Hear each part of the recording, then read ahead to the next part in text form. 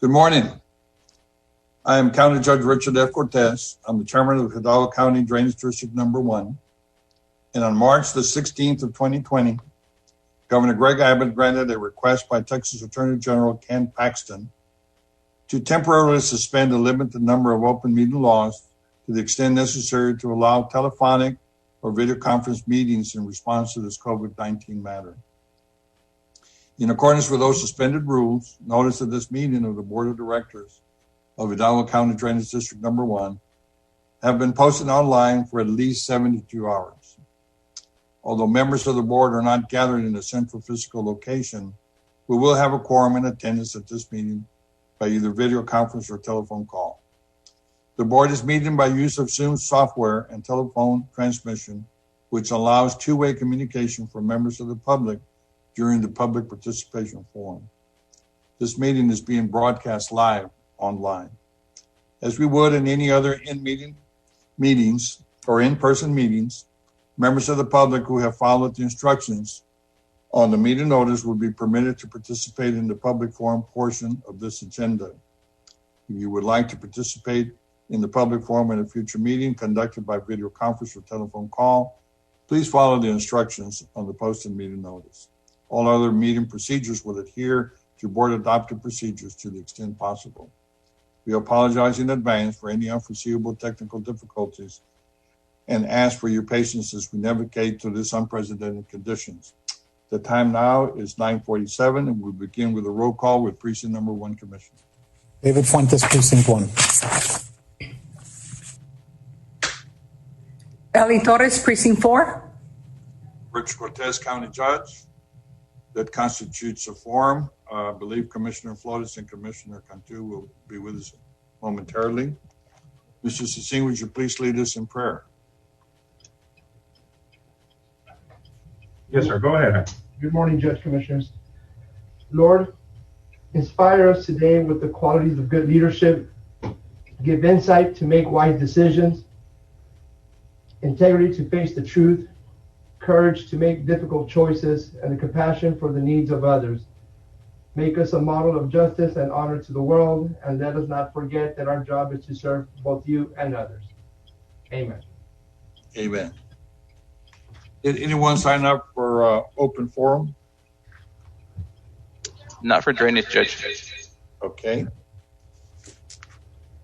We'll move into the consent agenda. Does anyone want to pull anything out?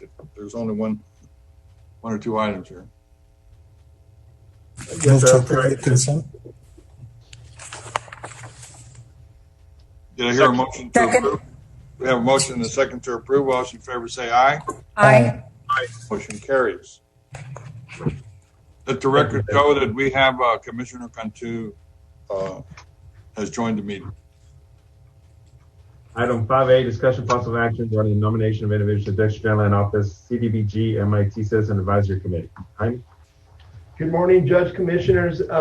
This item we brought before the board back on August the 18th. It is a committee that's been brought up by the General Land Office. Committee that will meet at least bi-monthly. We sent out emails to the chiefs to try to get some nominations. We're going to move forward with the nominations that we discussed previously on August the 18th with Commissioner Torres and Commissioner Fuentes and Mr. Raul Cecine.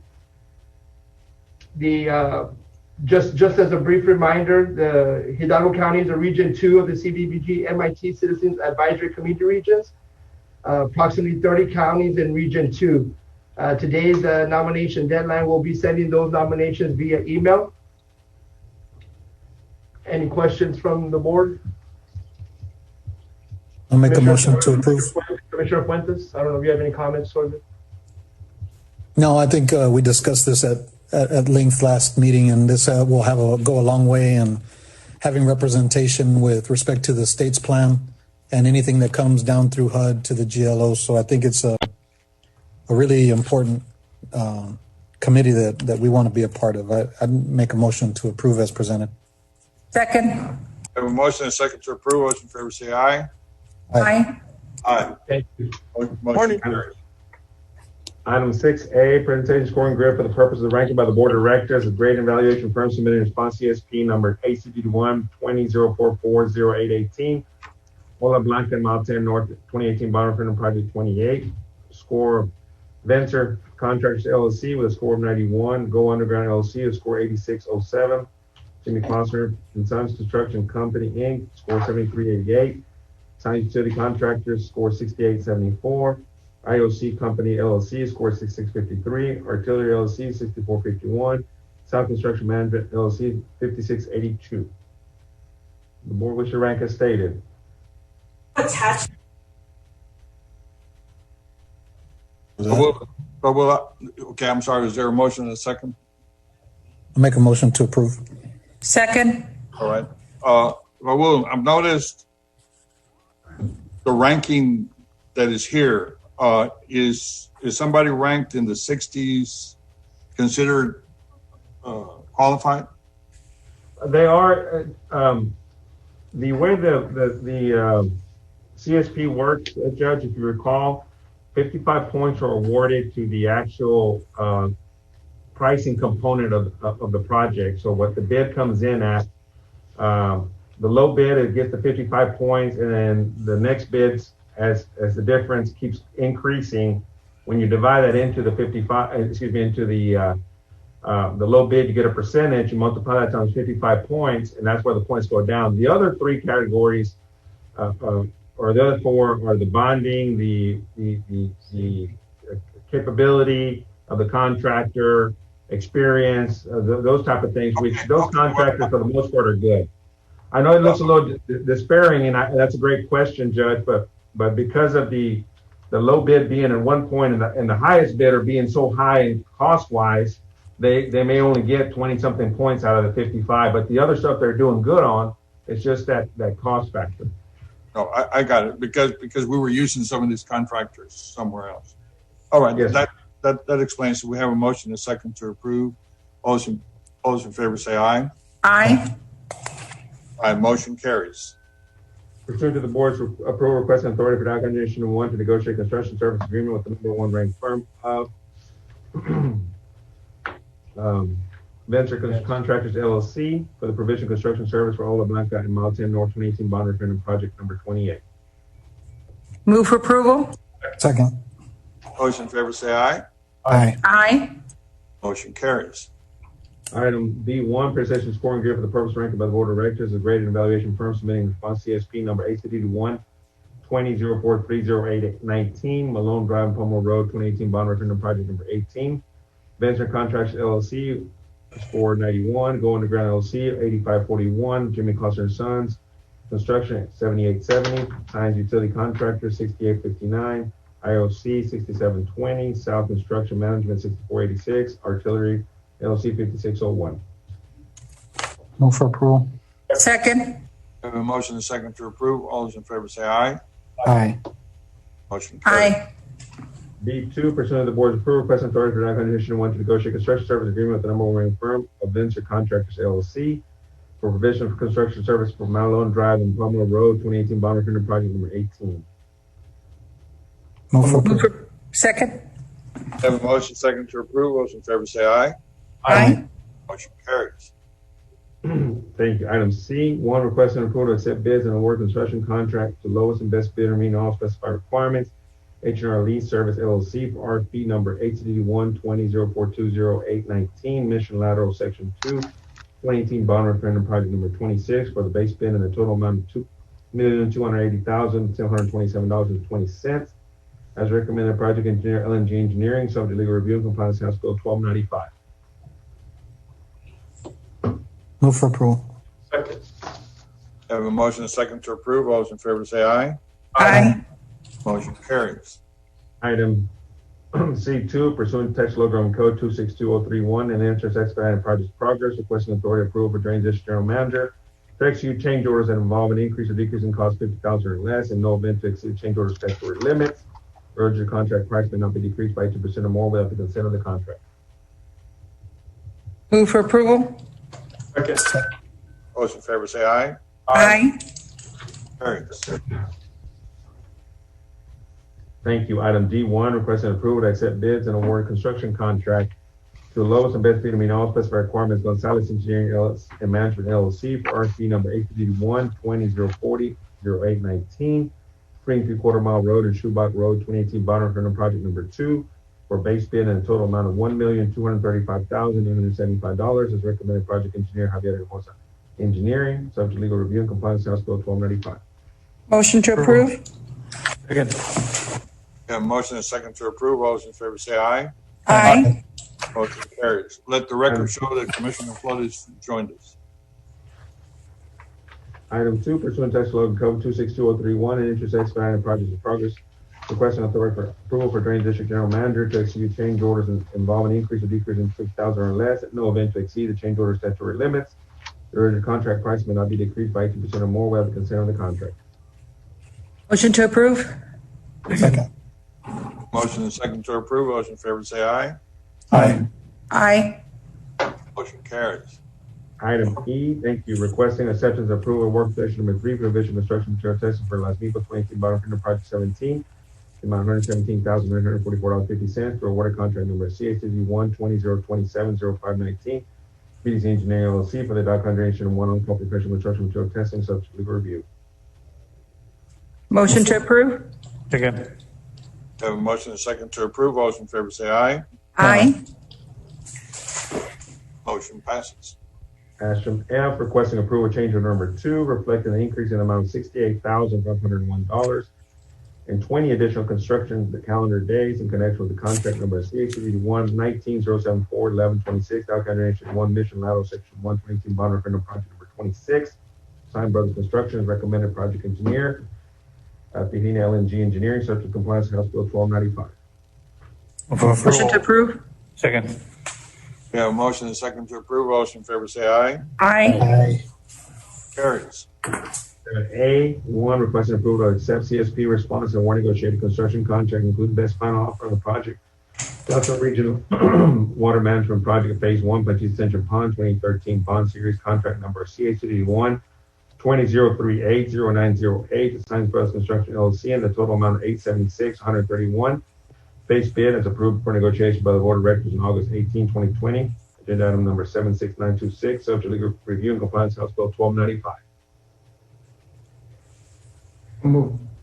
Second? We have a motion and a second to approve. Those in favor say aye. Aye. Carries. 7A2, pursuant to Texas Law Government Code 262031, interest expedited project progress, requesting authority approval of a drainage engineer manager to execute change orders that involve an increase or decrease in the cost of $50,000 or less. No event to exceed change order statutory limits. The original contract may not be decreased by 18% or more without the consent of the contractor. Move for approval. Second? We have a motion and a second to approve. Those in favor say aye. Aye. Motion carries. Thank you. Item B1, acceptance of certificate of substantial completion for Castle Enterprise LLC pertaining to construction contract number ACD 1-18-048-0925 Jackson Drain Improvements. So move. Second? Those in favor say aye. Aye. Motion carries. Thank you. B2, application payment number 5 in the amount of $80,650.13 from Castle Enterprise LLC pertaining to construction contract number ACD 1-18-048-0925 project engineer, Mr. Salazar, from my office, we request approval. So move. So moved. Second? We have a motion and a second to approve. Those in favor say aye. Aye. Motion carries. 8A, requesting authority to advertise and approval RFP packet requirements, specifications, and plans developed by ACD 1 project engineer, Mr. Salazar, from my office. Dow County Drainage District 1, ditch 47, ditch 350 improvements, mile 6.5 crossing, mile 10 north crossing, irrigation canal crossing, and mile 9 north crossing. RFP number ACD 1-20-053-0930, including the advertisement of the project event. In the event no responses are received or rejected and project still required. Is this for the Mile 6 project, Raul? Commissioner, this is for the Mile 6 project. What we're doing is we're taking what the project engineer laid out, and we're improving some downstream crossings to regrade the ditch. There was about almost 2 foot of difference between the existing crossing that was there and the new regrading. So the district is improving some additional crossings downstream to match the flow north where it currently goes, so we can get a better flow for the area. So yes, sir, all that has been developed by Mr. Saliva from my office, and we're seeking approval. Okay, thank you. So moved. Yes, sir. We have a motion and second to approve. All those in favor say aye. Aye. Carries. 9A, requesting approval of closing documents parcel 24-E6 as it relates to project 24 for the 2018 bond drainage program, not mile 9 north and FM 1015 project. Authority chairman of the board execute documents pending final review. Motion to approve. Second. All those in favor say aye. Aye. Motion carries. Thank you. We don't have anything in executive legal. I don't think we have anything, Ivan. No. Okay. Well, then I believe that concludes our agenda. I have a motion to adjourn. So moved. Second. Those in favor say aye. Aye. Aye. Motion carries. We are adjourned. Thank you. Well, we'll start our Commissioners Court meeting. Good morning, everyone. I'm County Judge Richard F. Cortez. On March the 16th of 2020, Governor Greg Abbott granted a request by Texas Attorney General Ken Paxton to temporarily suspend the limited number of open meeting laws to the extent necessary to allow telephonic or video conference meetings in response to this COVID-19 matter. In accordance with those suspended rules, notice of this meeting of the Hidalgo County Commissioners Court has been posted online for at least 72 hours. Although members of the commission are not gathered in a central physical location, we will have a quorum in attendance in this meeting by video conference or telephone call. The commission is meeting by the use of Zoom software and telephone transmission, which allows two-way communication from members of the public during the public participation forum. This meeting is being broadcast live online.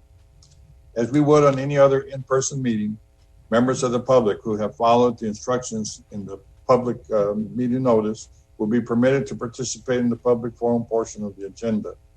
If you would like to participate in this public forum in a future meeting conducted by a video conference or telephone call, please follow the instructions on the posted meeting notice.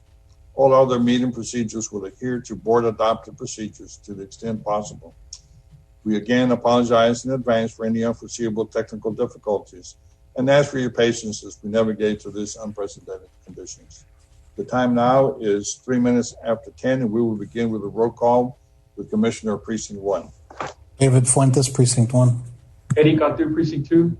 Joe Flores, Precinct 3. Ellie Torres, Precinct 4. Richard Cortez, County Judge. That constitutes a quorum. Please join me for the Pledge of Allegiance. I pledge allegiance to the flag of the United States of America and to the republic for which it stands, one nation, under God, indivisible, and liberty and justice for all. Now join me in prayer. We turn to you, our healer and guide, to seal our hearts in our time of need and hear our prayer. Heal those who are sick with the coronavirus and protect the elderly and the most vulnerable. Give strength to all who tend for our health and wisdom, to researchers who work towards a cure. Open our eyes and hearts that we may look beyond our immediate needs to care for others who need help. Through the Holy Spirit, guide our leaders to make wise decisions for the welfare of all the people they serve. In your holy name we pray. Amen. Amen. Thank you. Next item is the approval of the consent agenda. Good morning, Judge, Commissioners. With your permission, I'd like to pull consent agenda items 7A, 10A, 11A, 1 and 2, and 12B. Move to approve as presented. Second. Okay, hold on.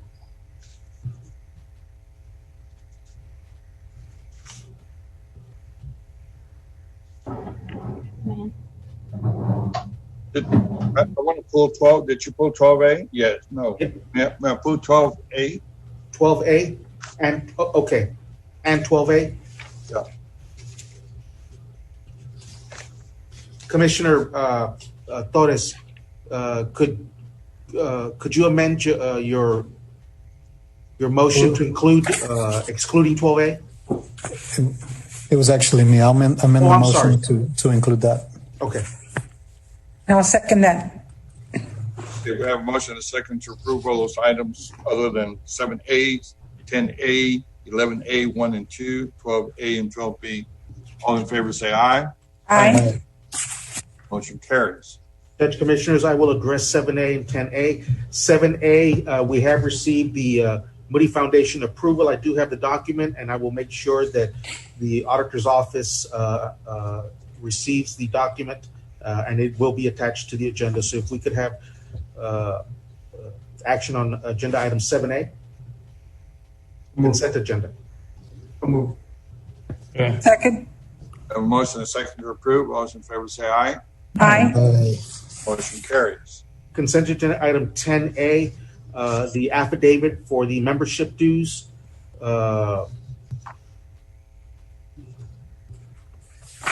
Was inadvertently attached. That should not have been the case. We will be attaching the bar association dues, and so the affidavit will be corrected. So I'm asking the court for approval based on that. So move. Second. We have a motion and a second to approve. All those in favor say aye. Aye. Aye. Motion carries. Judge Commissioners, for the record, consent agenda item 11A, 1 and 2, I am asking for action. But for the record, Commissioner Fuentes will be abstaining from any discussion and or action, again, as it pertains to consent agenda item 11A, 1 and 2.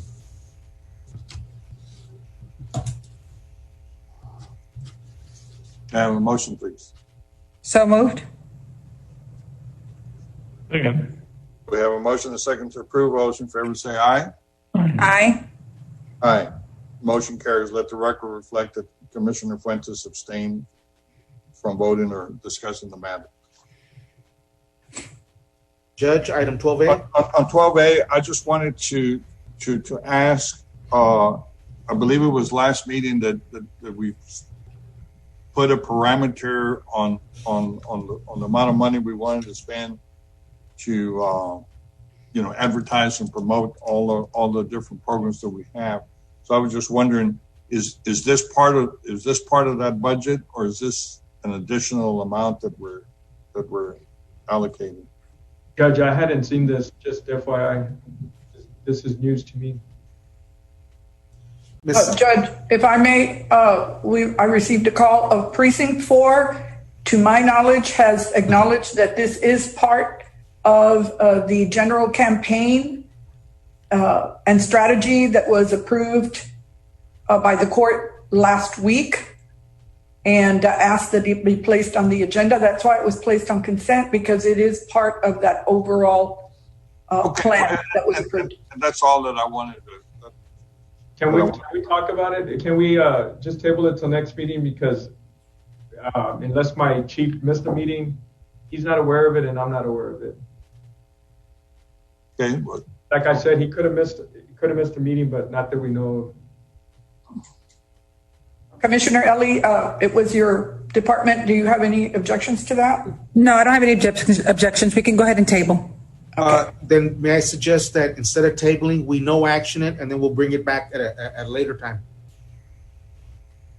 okay. So then, for the record, then there is no action under consent agenda item 12A. And Ms. Marty, the last That one. would be 12A, 1 and 2. Okay, 12A, 1 and 2. All of 12A, 1 and 2. No action. And so, Ms. Marty, you have consent agenda item 12B. On 12B, there is an observation. This is authority to advertise and approval of procurement packet for general maintenance and service repairs at the Hidalgo County Sheriff's Office facilities, including the re-advertisement if necessary. I recommend we approve, subject to legal counsel's final review and approval as to form. So move. Okay. Second. We have a motion and second to approve. All those in favor say aye. Aye. Aye. Motion carries. Thank you. That's all I have. Thank you. Do we have anybody signed up for open forum? Mr. Lopez? Yes, sir, we do. We have two people. One of them on the phone, one of them in person. Okay. The person on the phone is Linda Falcon. Let me bring her in. Okay.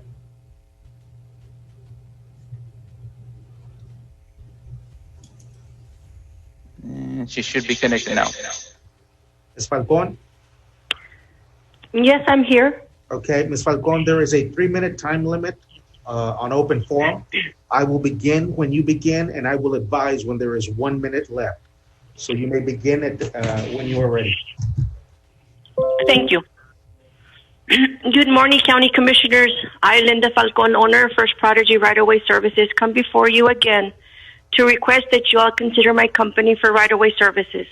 I have made several attempts to talk to you all over the phone, but my calls go unreturned, for the exception of one commissioner who I thank for the time she took to talk to me.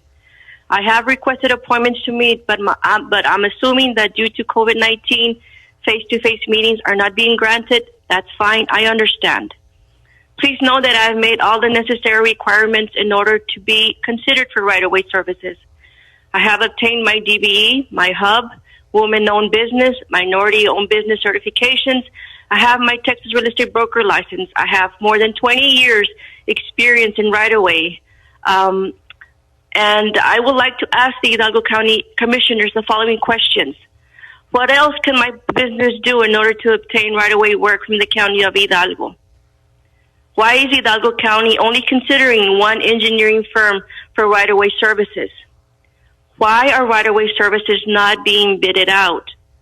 Regardless of the funding utilized, either federal, state, local, they all require a certain percentage of contracts to be awarded to disadvantaged business enterprise, HUB, or minority-owned.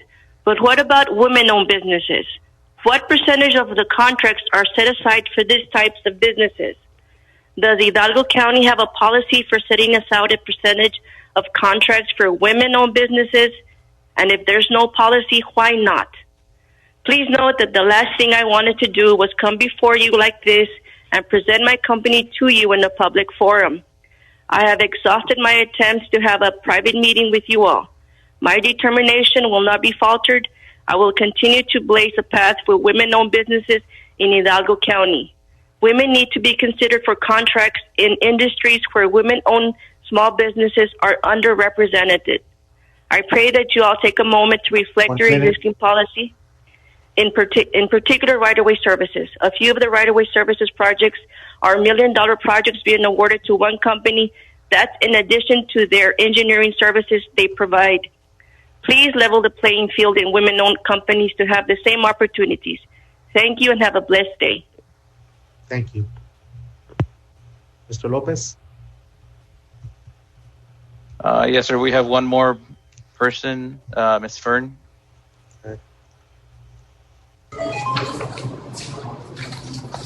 Good morning. Good morning, Ms. McClarity. There is a 3-minute time limit. I will advise when there is 1 minute, and I will begin when you begin. Commissioners, I do not think you understand that the people know exactly what you're doing.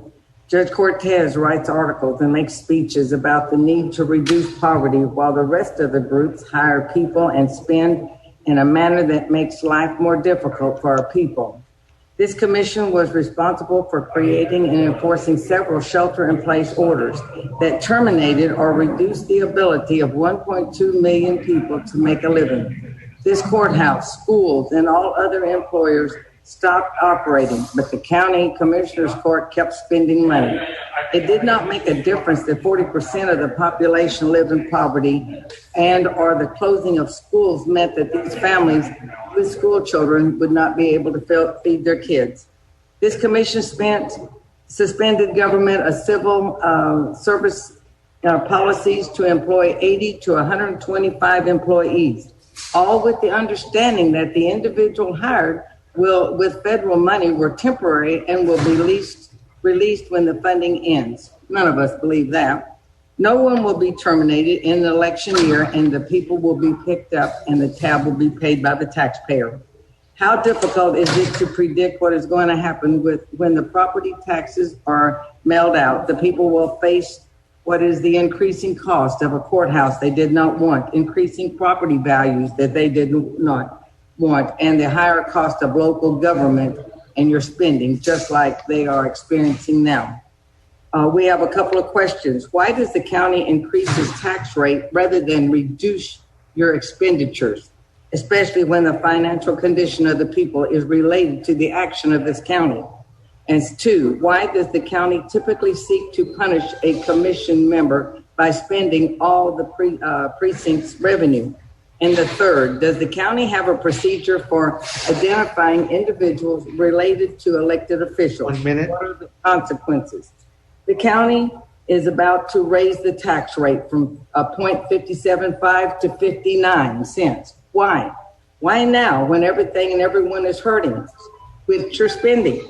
STC, a lot of the others are fixing to be raising up. I also asked on the agenda about 17B, which is $470,020 again for mask and cleaning supplies.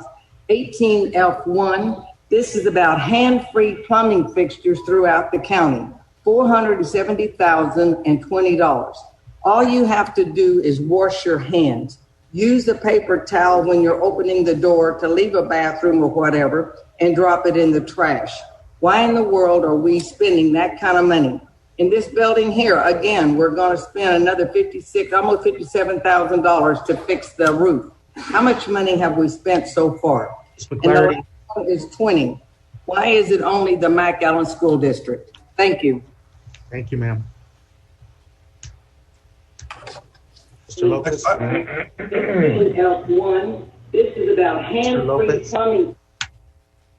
Yep.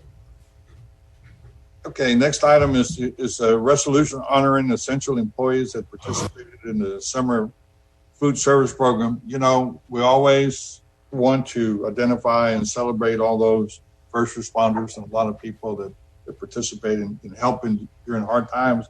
But sometimes we over admit some very, very critical people. So we thought it would be appropriate to help celebrate all those cafeteria workers during this period of time. Do we have someone that's going to read the proclamation, Misty? Yes, Judge, I'll be reading that. Agenda item number A77219. The resolution honoring essential employees that participated in the summer food service program. Whereas in Texas, more than 1 in 5 children. Hold on just a minute.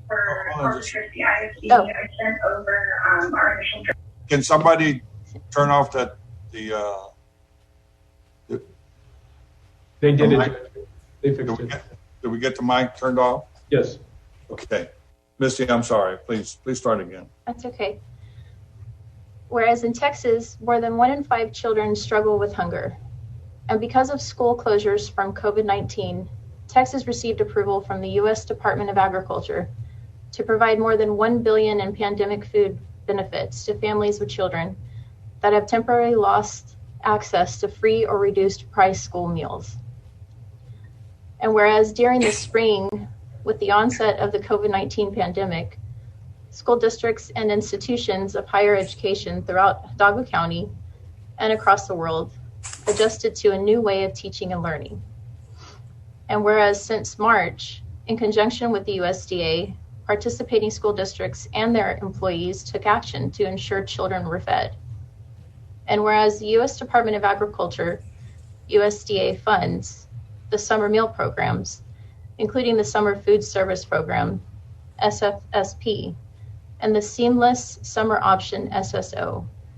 In addition, the Texas Department of Agriculture, TDA, administers the Summer Meals Program in Texas.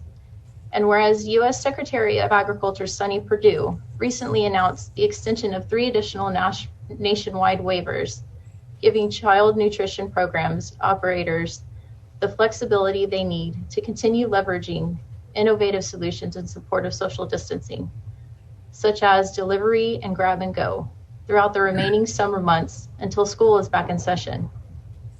And whereas with that came the challenge of providing for the nutritional needs of students.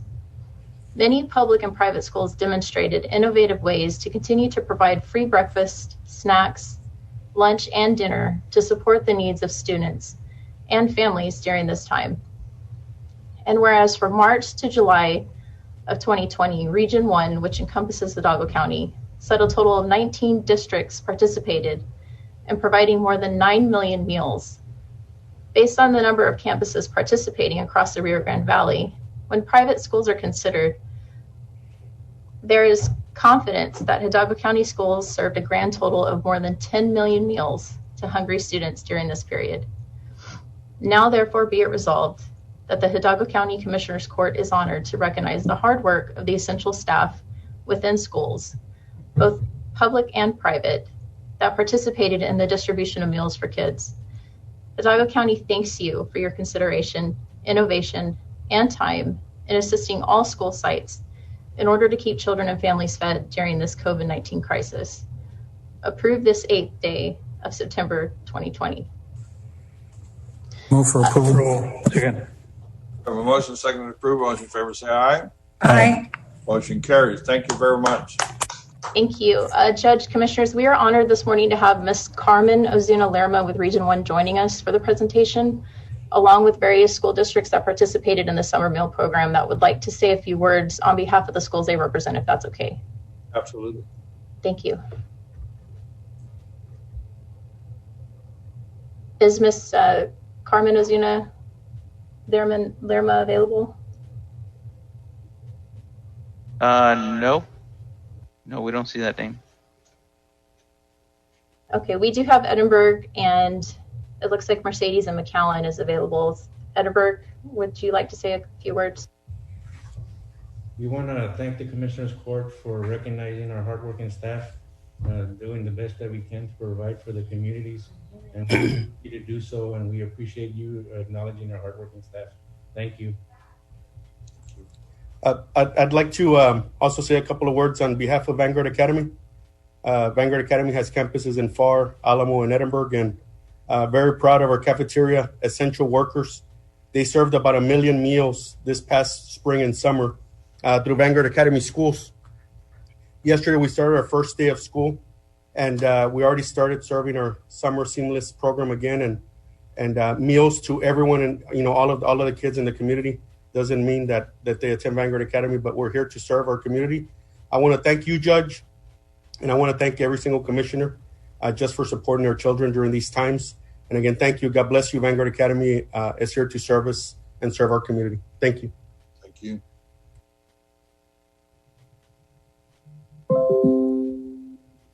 Anyone else missing?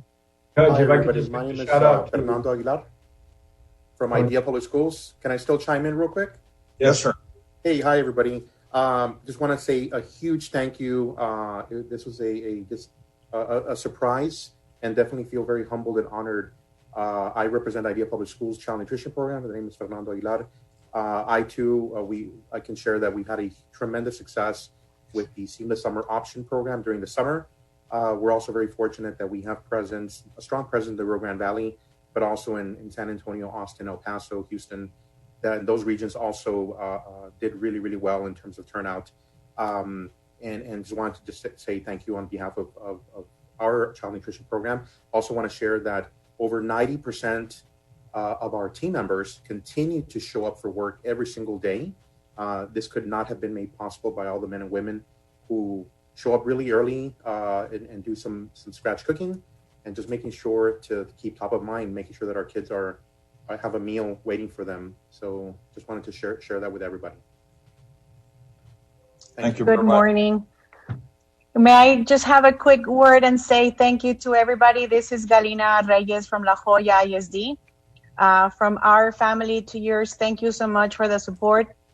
We're blessed to receive this help, and we were blessed to help 1.6 million families this summer through the SSO program. So thank you on behalf of La Joya ISD for everything you do and your support. Stay safe. Thank you all. McAllen ISD would really like to thank Judge Cortez and the rest of Commissioners Court. I know when the initial shelter-in-place order came out, you all were very instrumental in helping with the language to allow children to walk and access the free meals. And so that is very beneficial. And McAllen ISD is proud to continue to feed our community both with bus routes and curbside feeding To date, we've served over 100,000 meals since the start of the school year, which started August 24th, and we're committed to continue to do that, not in McAllen, but also with all my colleagues here throughout Hidalgo County. That's only possible because of the support of our Hidalgo County Commissioners Court. So thank you so much. You're welcome. Thank you. Judge, we would be remiss to not recognize the efforts of all the Boys and Girls Clubs of the county who stepped up and not only provide food for the people that went to the Boys and Girls Club, but also they left it open to anybody that wanted to come for meals too. It's a little out of their norm, but they really stepped up to the plate. And of course, with the efforts of all the school districts, but thank you all. Absolutely. Judge, I'd also like to add that through the efforts of one of our endowment center directors, she was also able to bring a summer child nutrition program out to that community. And as we speak, just this morning, ECISD reached out once again so that we could partner with them and let them utilize one of our parks for the food distribution that will continue as long as this pandemic exists and our children are at home, learning from home. So shout out to everyone who comes together as partners to make sure that our community and our students are fed and that people in need have those needs being met. So thank you, everyone, for all you do. Thank you for your partnership, and thank you to everyone again. Judge, I'd like to thank the superintendents as well because of their leadership and their ability and willingness to work with these food and nutrition directors and all the people on staff. You know, they risked it all when everything was so uncertain with respect to the spread from, touchless distribution methods and everything that they did for the courage that they had to step up when they needed to in order to be able to feed our children. I think that's pretty special and courageous. So thank you to not only these directors, but to our superintendents, the boards, and all the food and nutrition staff that went out of their way to take care of kids at the most vulnerable times. Thank you, guys. Absolutely. Anyone else? Yes, good morning. Yeah, go ahead. I'm Imelda Palacios. I'm the Director for Child Nutrition for FAR San Juan Alamo ISD. And I'd like to thank Hidalgo County for recognizing what an amazing job all the entities that have provided meals, free meals for the kids in our community. They have been fearless. This is a scary time for everyone. They've been fearless, dedicated, hardworking, out in the sun. And but we have provided meals for kids. We have a very high rate of hunger insecurity in our community, and it's very much needed. I do want to thank my administration, Dr. Arredondo, superintendent, and board members for their leadership, and of course, all the staff, all the amazing child nutrition staff that has been out there to provide the meals. And thank you all for recognizing everyone today. Absolutely. You all are welcome. We have a lot of special people in Hidalgo County. I don't know if the people know, but according to statistics reported to us from the Texas workforce, 30% of our children in Hidalgo County are food insecure, and 15% of our senior citizens are food insecure. So these services are hugely important for our county. So we thank all of you for that. Okay, well, we'll go on to the next item.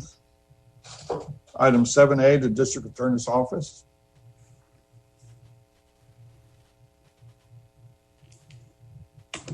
Judge Rosalinda Cantu presenting for the District Attorney's Office. Item 7A, the DA's Title 4E, Fund 1100. We're asking for approval for County Judge to sign the Signature Authority Designation Form for the Title 4E contract number 24738247. Motion to approve. Second. Do I have a second? Second. All those in favor say aye. Aye. Motion carried. Ida, may I proceed with Ida? Yes, please proceed. Items 8A, letter A, we're requesting approval for County Treasurer to process payments for medical reimbursement in the amount of $105 each for criminal investigator Michael Perez, TFA Carlos Mireles, and TFA Graciano Camino after auditing procedures are completed by County Auditor. Investigator Perez, TFAs Mireles, and Camino paid for medical expenses as required by the Texas Department of Public Safety for their current assignments. Motion to approve. Second. All those in favor say aye. Aye. Aye. Motion carries. Can someone check? We appear to be having some interruption from somewhere else. Okay. Go ahead. 8B.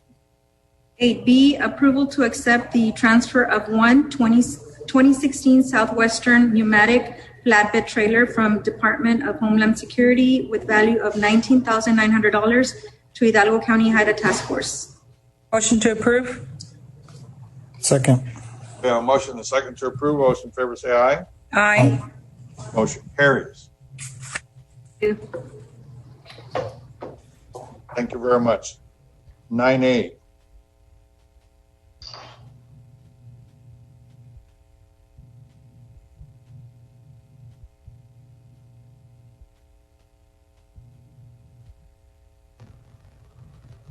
Judge, Commissioners, if I may, for the Domestic Relations Office, I don't see Ms.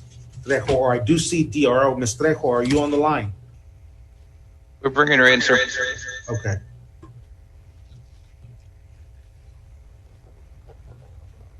Well, while she comes in, Josie, is this normal?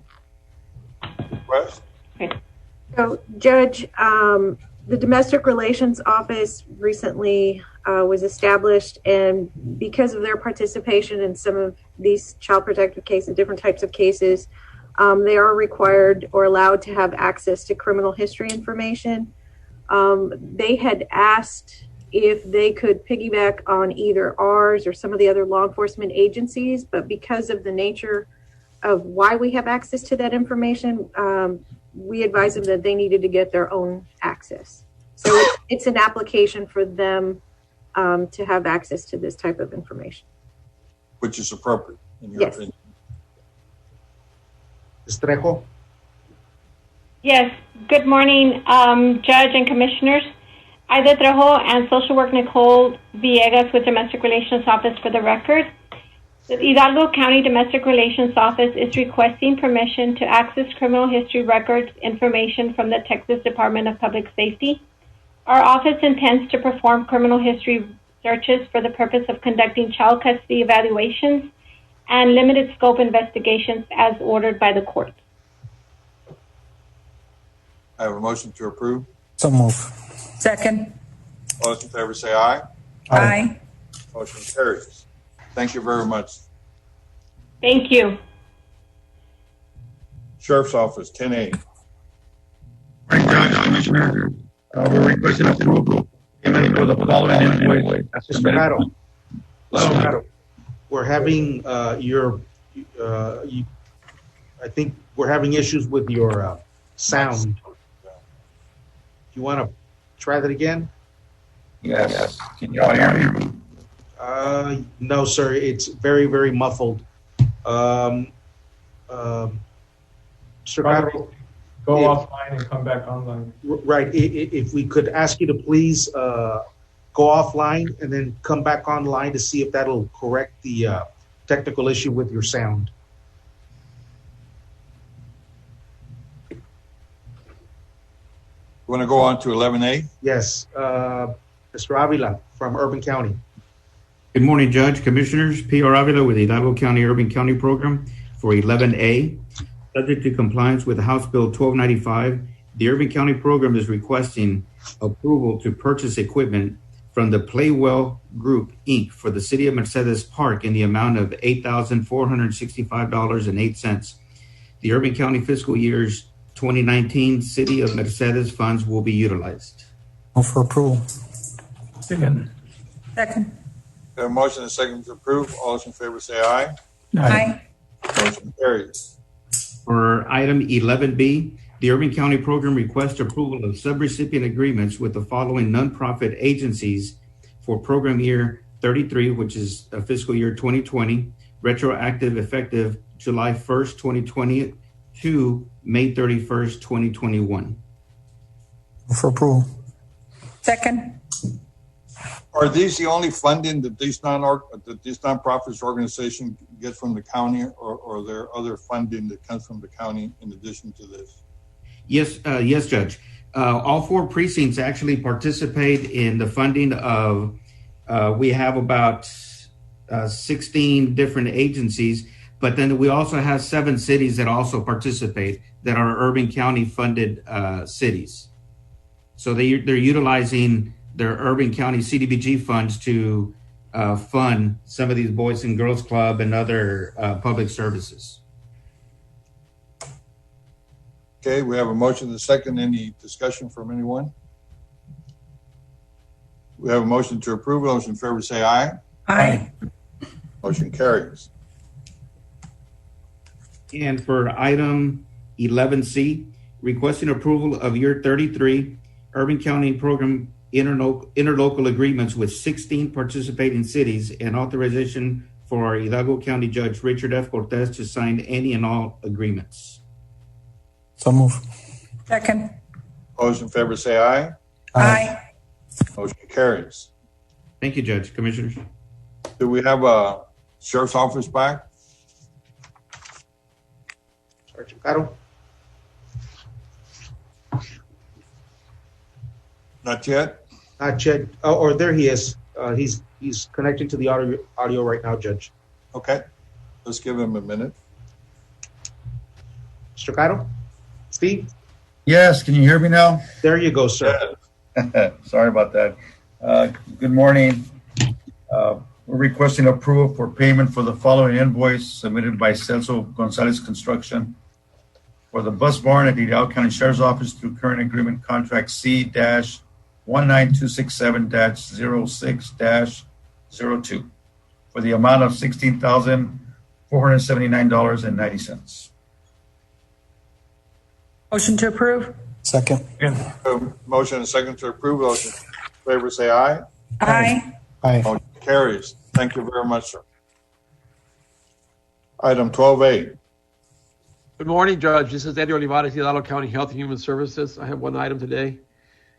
Item 12A is requesting approval of the certification of revenue to the county auditor by the county auditor in the amount of $221,016.55 from the Medicaid Administrative Claiming Program for the quarter of October to December 2019 and appropriations of the same. Move for approval. Second. Motion and second to approve. Those in favor say aye. Aye. Aye. Motion carries. Was someone going to say anything? I'm sorry. All right. Thank you, Judge. Thank you. 13A. Mr. Longoria?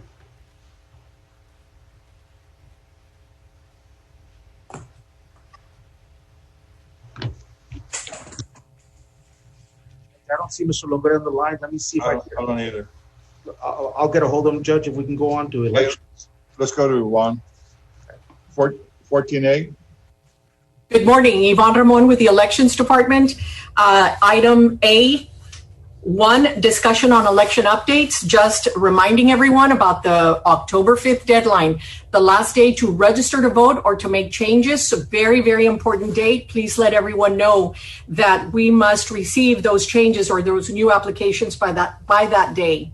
Another update is that we finally have the number. We've got 25 additional elections that will be on the ballot with our federal, state, and county.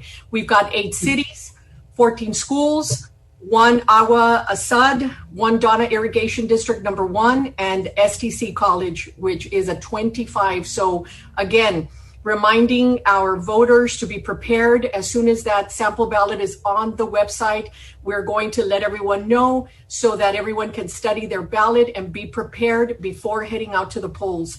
It's going to be a long ballot, no straight party voting, which means they need to vote race by race, one by one. That will delay voting. And so the better prepared we are as a community of voters, the better it will run. Any questions on that? Just to make sure, you've already told us, but I want to make sure that all non-contested elections will be at the end of the ballot.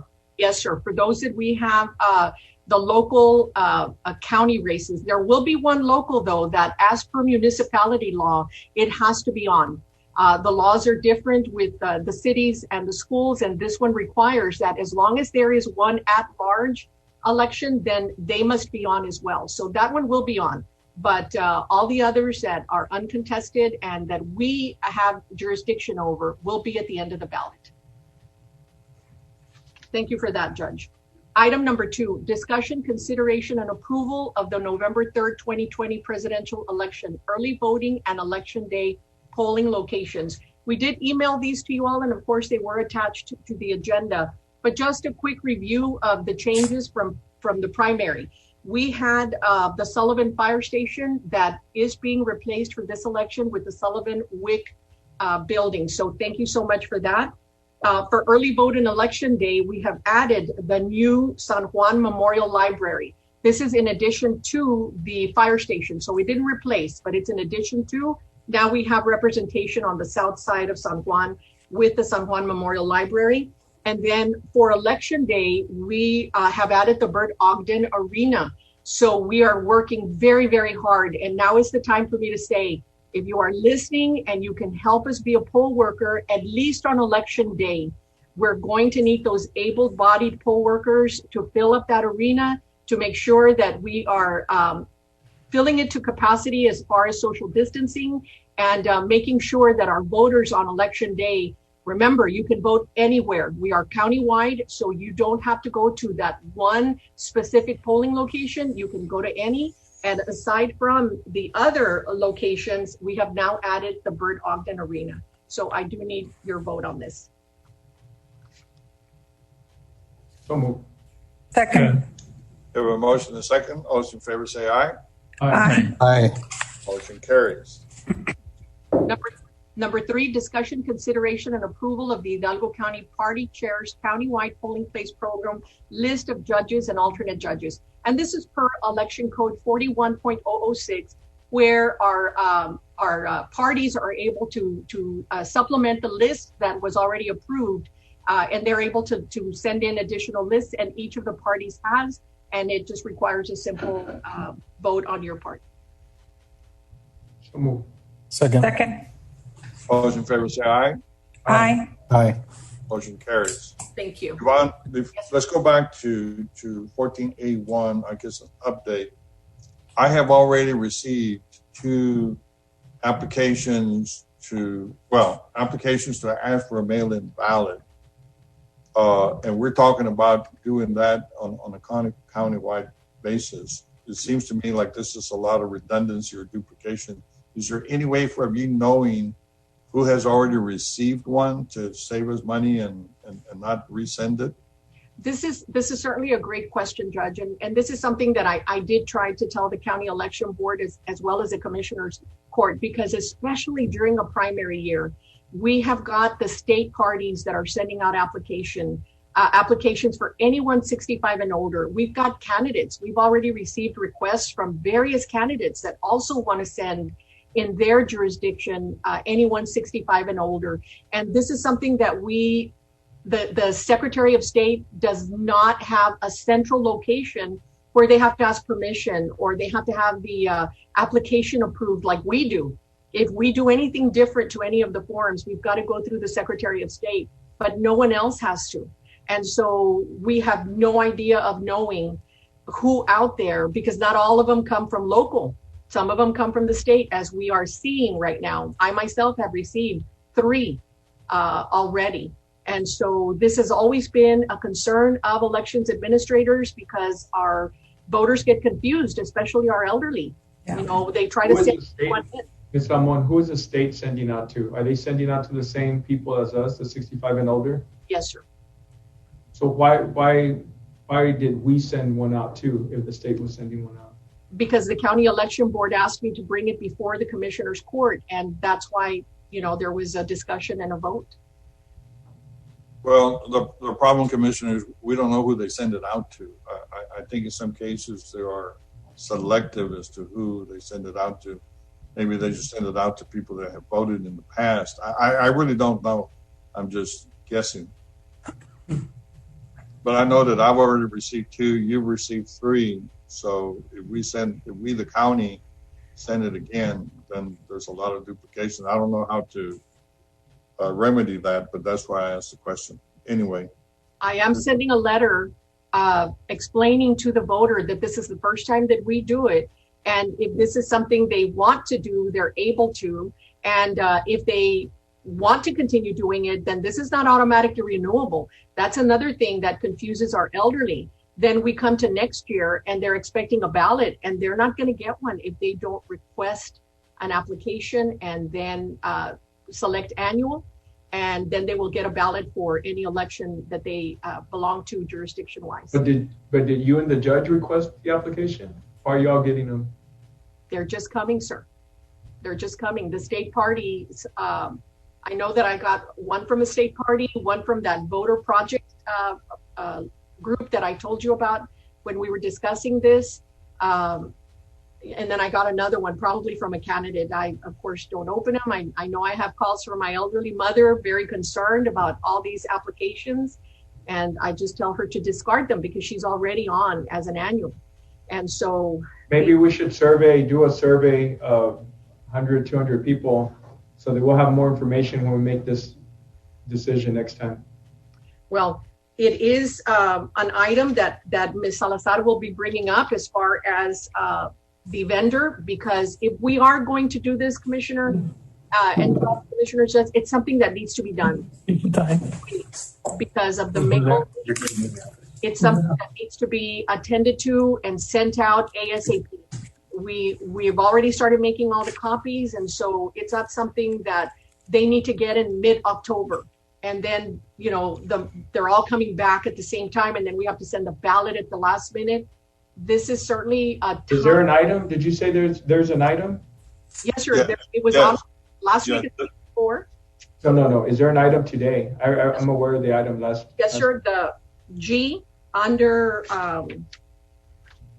Should we talk about that since we're already talking about it, Judge? To not have to. Sure. I mean, I'm trying to, not confuse people and save money, obviously. Exactly. Like I said, I've already received 2 of them. And it. Under purchasing department, under G, Ms. Marty.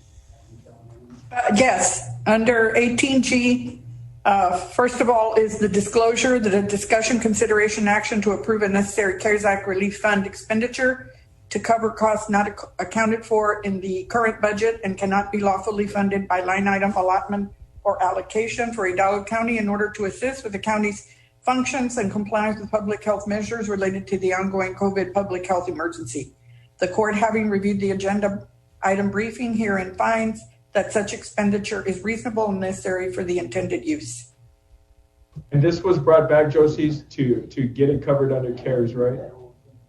Right. I think there was some discussion at the previous meeting about whether or not you could use CARES. And as I advised you previously, it's up to the court to make that determination if you feel it is necessary. Has the train already passed? Like, have we already made the decision to move? I know we made the decision to move forward, but have we already expended our resources and money to do it? And if we haven't, then it doesn't seem necessary. But that's just from what you guys are saying and from what your mother also receiving multiple applications. I mean, it just sounds unnecessary, but you know more than I do. Ms. Ramon, I have a question for you. Are there any coordinated efforts with those organizations out there that could show us who they sent it to in order so that we don't duplicate the efforts? I know that everybody's trying to reach out to the 65 and older to request a mail-in ballot if they so choose to, but it's a lot of duplication of efforts. But is there any type of coordination where there are shared files and we can see who they sent to and who they didn't send to? And the answer to that, Commissioner, is no, because they don't always go through us. They go through the state database. They go through their own database. As you well know, your party has their own database that they work off of as well. And so we've tried and definitely this needs to be something that should be addressed legislatively, where they at least need to go through a certain central location so that the information is there, because other than that, it's just what we get in our mailbox. They, by law, do not have to advise anyone, do not have to get the application approved. We've had some candidates during the primary that sent incorrect applications. And so, those have to be rejected because they're not even correctly done. But there is no law that requires them to get these approved before mailing out. There's no law that requires them to go through us, because at least we would have an idea, but they don't go through us. Well, that's very unfair to the voter out there who is under the impression that whatever application they get, if they do happen to fill out one of those organizations type of application, and if it's not correct or it's not the information you need to allocate them that ballot, then that's going to be very unfair and unfortunate for that voter. Definitely, ma'am. And this is something we go through, especially during a primary year. It's not something new to us. It's something that has always been a struggle, a challenge, because we do have those elderly voters that call us very confused and don't know, or they send them all back in. And this happens. Yvonne, back to G, which is the one that we have with Marty. It's G. Yes, Judge. It's G. We just went through A. Yeah. Is time of the essence? Can we postpone this or take no action and wait longer to get more information, or do we need to make this decision today? My recommendation is a decision be made because this will take time. We're going to mail them out. Okay. And it will take time. Okay. Anyone else so we can finish with Ms. Ramon? Okay. Any other questions of Mrs. Ramon? All right. Thank you very much, Juan. I believe Mr. Longoria is on. We'll go back to 13A. Good morning, Judge, Commissioners. This is Guillermo Palacios with Community Service Agency. I'm presenting item 13A, which is A1, a public hearing regarding the proposed 2021 CSBG cap plan and budget. Okay. I declare the public hearing now open. Has anybody signed up to speak to us regarding this plan and budget? No, sir. Okay. I declare the public hearing closed. Yes, and then it's item 13, A2, discussion, consideration, and possible action to recommend approval of the 2021 Community Service Block Grant budget with authorization for Jaime Longoria to sign any and all pertinent documents. May I have a motion, please? I'll move. Second. I have a motion and a second to approve. All those in favor say aye. Aye. Carries. Then there's item 13B, discussion, consideration, and action to accept a check donation in the amount of $5,000 from TXU Energy Vista Corporate Services Company as agent and benefit of Hidalgo County employees for the purchase of personal protective equipment. Motion to approve. Second. All those in favor say aye. Aye. Aye. Motion carries. Thank you so much, sir. Thank you very much. 15A.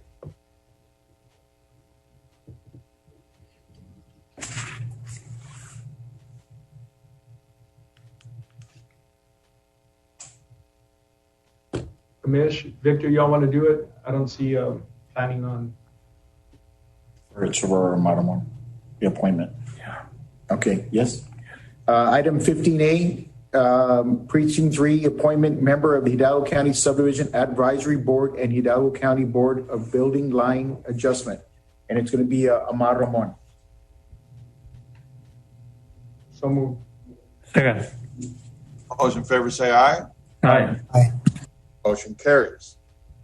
Item 16A, requesting approval for Hidalgo County Auditor to process and issue check in the amount of $1,675 prior to services being rendered pursuant to architectural barriers administrative rules to Mr. Anthony Kovacic, registered accessibility specialist designated by the Texas Department of Licensing and Regulation in order to permit the processing of the project filing plan review and inspection for the Liberty Boulevard project for compliance of the ABA rules.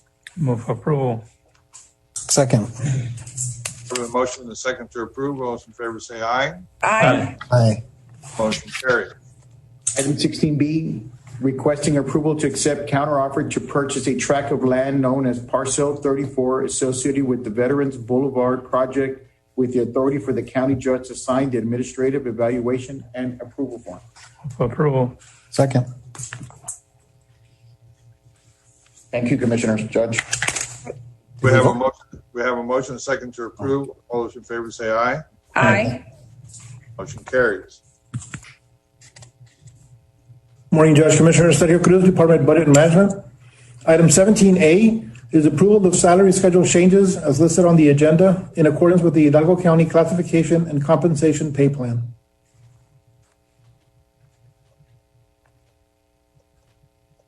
So moved. Is there a second? Second. We have a motion and a second to approve. All those in favor say aye. Aye. Aye. Motion carries. Item 17B, discussion, consideration, and action to approve the ratification of necessary CARES Act Relief Fund expenditures as listed on Exhibit A to cover costs not accounted for in the current budget and cannot be lawfully funded by line item, allotment, or allocation in connection with the ongoing COVID-19 public health emergency. The court, having reviewed the agenda item briefing, herein finds that such expenditure is reasonable and necessary for the intended use. Motion to approve. Second. We have a motion and a second to approve. This is reimbursing us for expenses incurred because of that. All those That's in correct, favor Judge. say aye. Aye. Aye. Motion carries. Item 17C is approval for the county judge to sign signature authority designation form for the Title 4E grant contract, number 24738-252. Motion to approve. Second. We have a motion and a second to approve. All those in favor say aye. Aye. Aye. Motion carries. Item 17D1 is approval of certification of revenues as certified by the county auditor for revenues received from interest earnings from the CARES Act relief funds in the amount of $258,973.22 and appropriation of the same. Motion to approve. Second. We have a motion and a second to approve. All those in favor say aye. Aye. Motion carries. Before you move, Sergio, can I ask a question about that? Yes, sir. Is the interest that we received from the CARES Act considered part of CARES Act money, or does that go to the general fund? No, that's considered CARES Act money. Okay, so it's added into whatever 151 million that we had? That's Right. correct. All right, thank you. Item 17D2 is requesting approval of the certification of revenues as certified by the county auditor in the amount of $201,133.93 from the Hidalgo County Drainage District Number 1 to fund anticipated road expenditures and appropriation of the same. Motion to approve. Second. All those in favor say aye. Aye. Aye. Motion carries. Thank you, Judge, Commissioners. Thank you, sir. 18, Purchasing Department, Martha Salazar. 18A1, presentation of the qualified and responsible vendor, Municipal Emergency Services Incorporated, DBA Lawman Supply, submitting the lowest and most responsible bid for the purpose of award and approval of contract for bulletproof vest, soft body armor through the project number as posted, and that is subject and recommended for approval with compliance with the Accord Certificate of Insurance. Motion to approve. Second. All those in favor say aye. Aye. Aye. Motion carries. Item A2, authority to advertise and approval of procurement packet for custodial services for administration building and re-advertising of same if necessary. I recommend approval. So move. Second. A motion second to approve. All those in favor say aye. Aye. Motion carries. Miss Marty, Yes. before you go on to item 18A3, A and AAB and A13B, for the record, Commissioner Fuentes will be abstaining from any discussion and or action as it pertains to that or those action items. 18A 3B. 18A3B. Right, because I'll listen to the presentation, Yes, 18A3B for formal discussion and direction. but as far as the extension, that's what I need to stay away. Yes, sir. Thank you. Thank you, Mr. Guerra and Commissioner. Okay, going on to item 18A3A, presentation and recommendation from Gallagher Benefit Services, Hidalgo County's health insurance consultant, through Mr. Lou Arias, of medical plan changes, including but not limited to A and B. I believe he's going to be making a presentation first so that you can proceed with item B if necessary.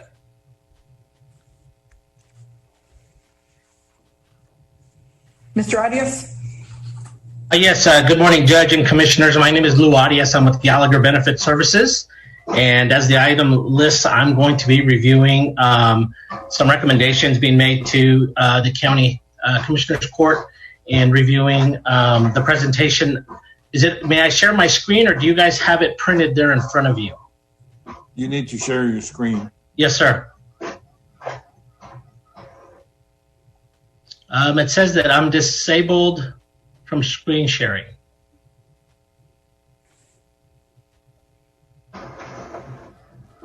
Daniel, can you help him? Try again. There we go. There we go. I got it. Thank you.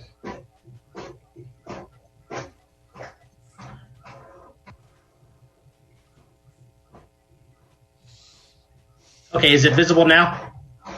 Yes. Okay. So what I'm going to be going over is some updates that were provided by Aetna and the renewal.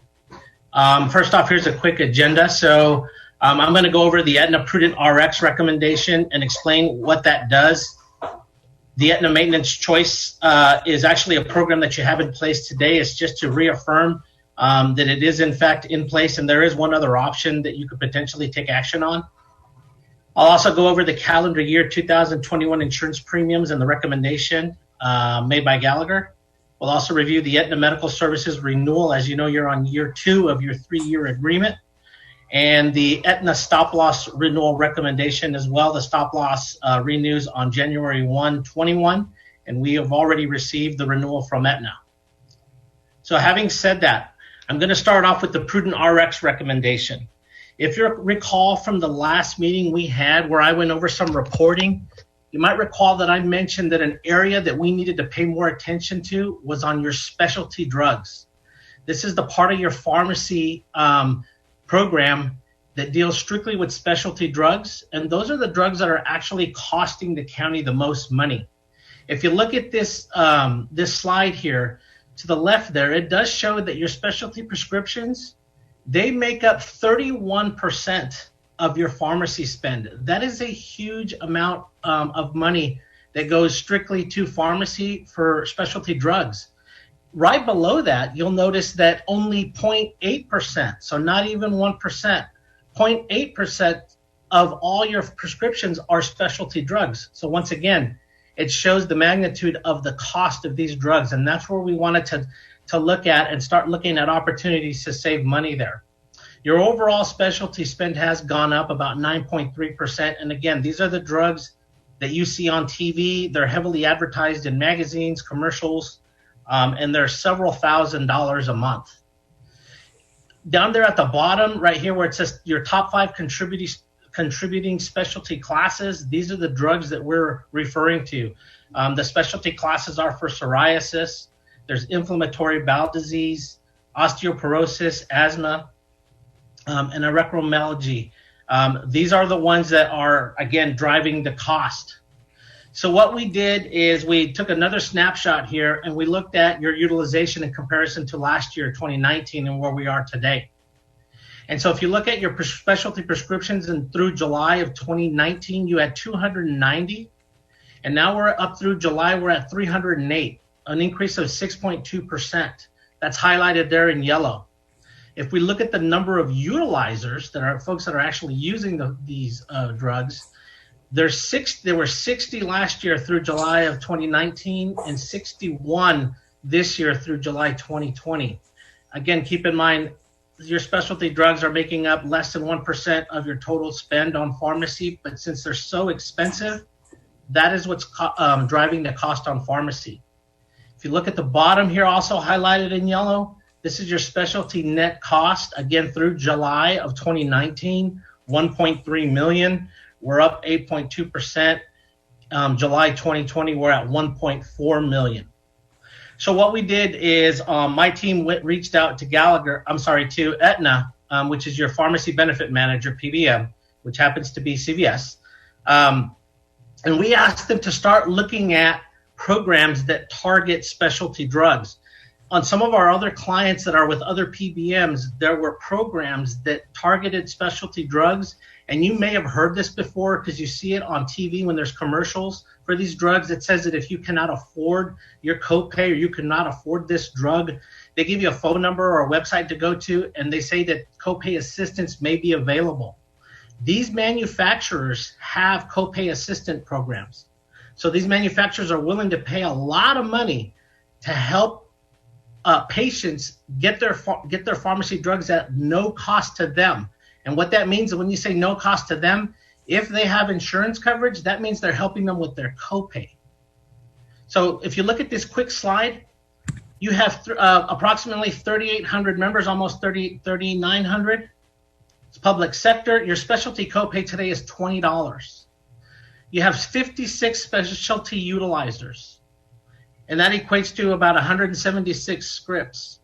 Your current specialty spend on these particular drugs where there's manufacturer copay assistance, because not all the specialty drugs have that copay assistance, but just for that classification is $834,000, which is a lot of money for 56 utilizers. And again, it's the cost of the drug.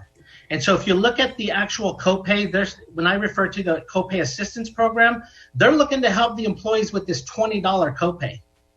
But since the county is self-funded and you're paying your own claims, what we've done is asked Aetna, again, to look for these coupons.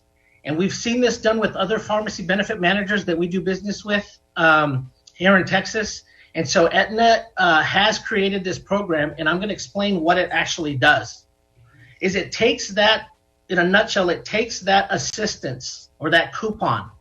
So if a drug is for, let's say, Humira, which is inflammatory, and it costs $8,000 a month, and they have a coupon out there for, let's say, $1,000, the employee is only getting their $20 covered, which leaves the rest of that $1,000 on the table.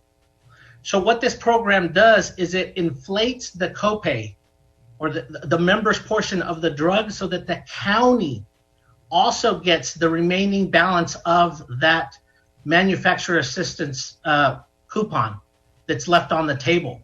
And so now you get a perfect win-win scenario where the member gets their drug at no cost, and then the county, rather than just giving the member the $20 assistance, the county also gets the remaining funds on whatever that coupon happens to be, the face value, off the cost of the drug. So you have a win-win scenario here. Again, this is not for every single specialty drug that's out there. There's a targeted class, which was on the previous slide that I mentioned, those 56 utilizers. And so it does reduce the members out of pocket. It does reduce the county spend on these pharmacy drugs. It's going to save about $834,000 by using, it's going to save, I'll get to the savings. It's going to target that $834,000. So here's a snapshot of what that's going to look like. So if we put this in place, projected prudent RX savings is about $219,000. The member is going to save about $4,000, which is their copay portion. The way that Aetna gets paid by doing this is there's no fee for this program. They participate in a cost share of the actual amount saved. So they would cost share. They get 25% or 26.3% of the amount saved. So, and these are real numbers specific to the county. The net savings through July would be $164,000 or 19.7% just on those drugs that were listed on the previous page. And here again, these are the categories that are being targeted. So by implementing the Prudent RX copay plan, the projected savings of $164,000 of your current specialty spend is what could be saved. There are Lou, Yes. Lou, this Commissioner Fuentes. May I ask you a question? Can you go back real quick to Yes, that sir. previous slide? This one? Yes, sir. So that Okay. 165,000 more or less is a projected savings over what period of time? Through July. I'm sorry. Let me back up. Through it's through July, sir, because that's what the data that we have so far. So you would be able to make this retroactive from January through July? It wouldn't retroactive. This would actually start. It's projected it's using the data through July. This program would actually take effect 1/1 of your new plan year. And based on the data through July, this is what they're projecting your savings would be. But that's again just a time period between January and July, or that would be the entire 2021 fiscal year? For the projected savings, I understand your question. It would be for the 2021 fiscal year. Okay, so I mean, that's still a significant savings. The other question that I had as you're going on, I know that this is part of CVS specialty drugs, but does that mean that there is no other generic available, or is this doctor orders that it has to be the specialty drug, or is it just that CVS has an exclusive over this and they don't offer an alternative? Good question. So the way this works is, again, it's only targeting certain specialty drugs, and it's the specialty drugs that the manufacturer has what they call a coupon or copay assistance. CVS is the one doing the legwork in enrolling these members onto these programs so that they can use that copay assistance program and then flip the copay in such to where the county gets the advantage of the remaining funds of that. And so it's not exclusive to CVS. It's that since they're your pharmacy benefit manager, for this to work and with the internal integration, CVS is the one that's doing this, and it would have to be filled at CVS. It's not that it's there's not a generic available. Your employees are already using these drugs, and they're just high dollar drugs, sir. Okay, and then with respect to the utilization on the number of the 56 utilizers, would that be something that the county has to reach out, do some outreach and education for them, or would CVS do that on our behalf, or is this something that they're automatically enrolled in? So another great question. So a lot of your employees may already be using these copay assistance programs. It's just that the county is not getting the advantage of it. So what's happening is CVS will manage this. They will enroll the employees. They will do the outreach here with program awareness. They will enroll the employees. Since it's integrated, the employees don't need to do anything. And they will continue to search for additional coupons as these manufacturers change them all the time to make sure that the employees are getting the most recent coupons. Now, I will say this because we kind of glossed over it. Let me back up a little bit. This program here is geared towards those folks that are using the specialty drugs. The downside, if you want to call it a downside, is if the employee chooses not to participate. So when the outreach is done by CVS. If the employee chooses not to participate, then what will happen is if that employee continues to get their specialty drugs without this program, rather than it being a $20 copay, sir, they would pay 30% of the actual cost of the drug. Now, I know that sounds extremely harsh, but let's back up a minute. When we went over this with your team and with Aetna and CVS, we really couldn't come up with a legitimate reason why an employee would say, I don't want to do that. I don't want my drugs for free.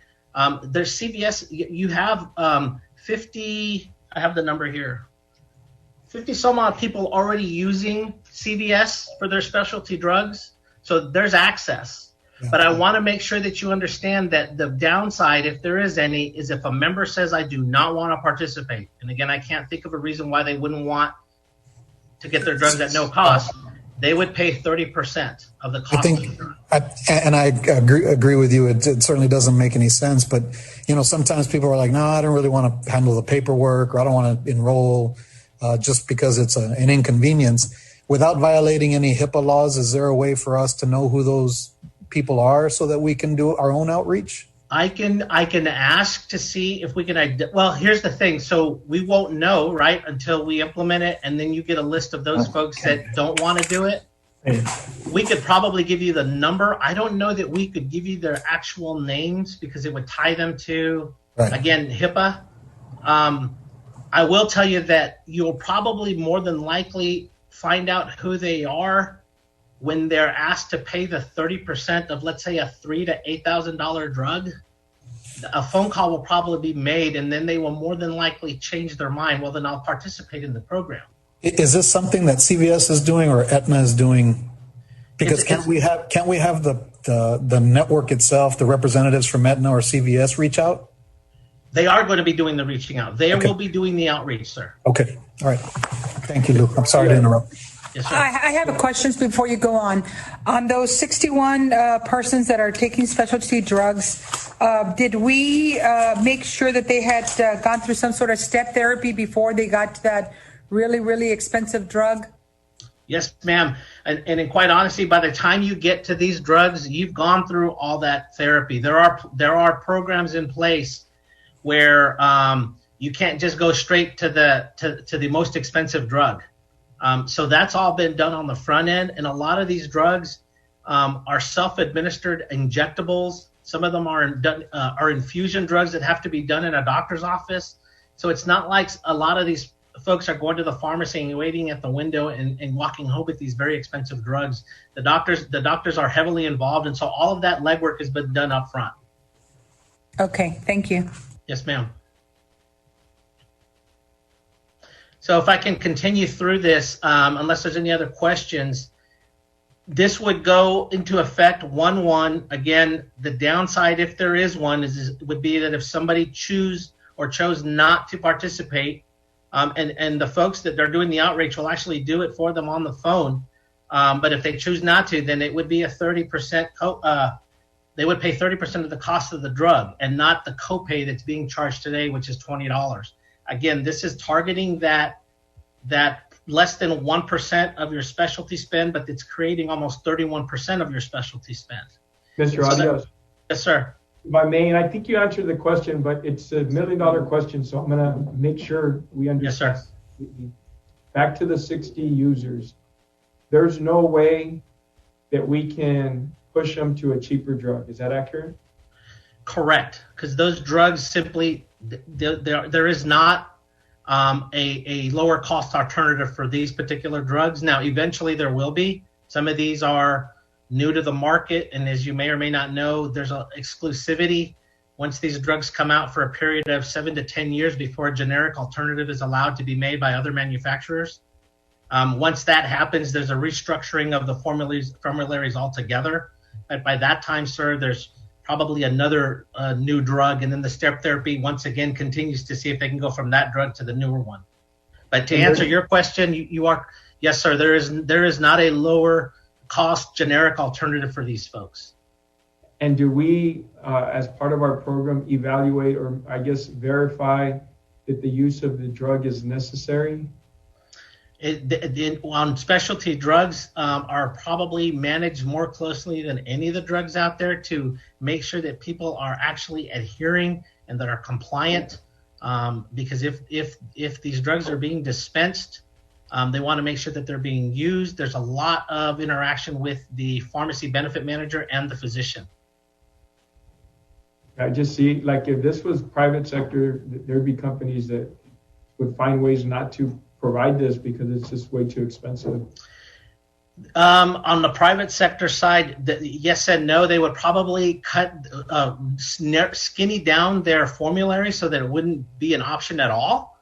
And it would be tough to remove a whole classification of drugs. You would have some much stricter step therapy guidelines. And to be honest with you, your rates, if this was private sector and it was a fully insured type program, the rates would reflect, they'd be much higher because they're paying for these drugs.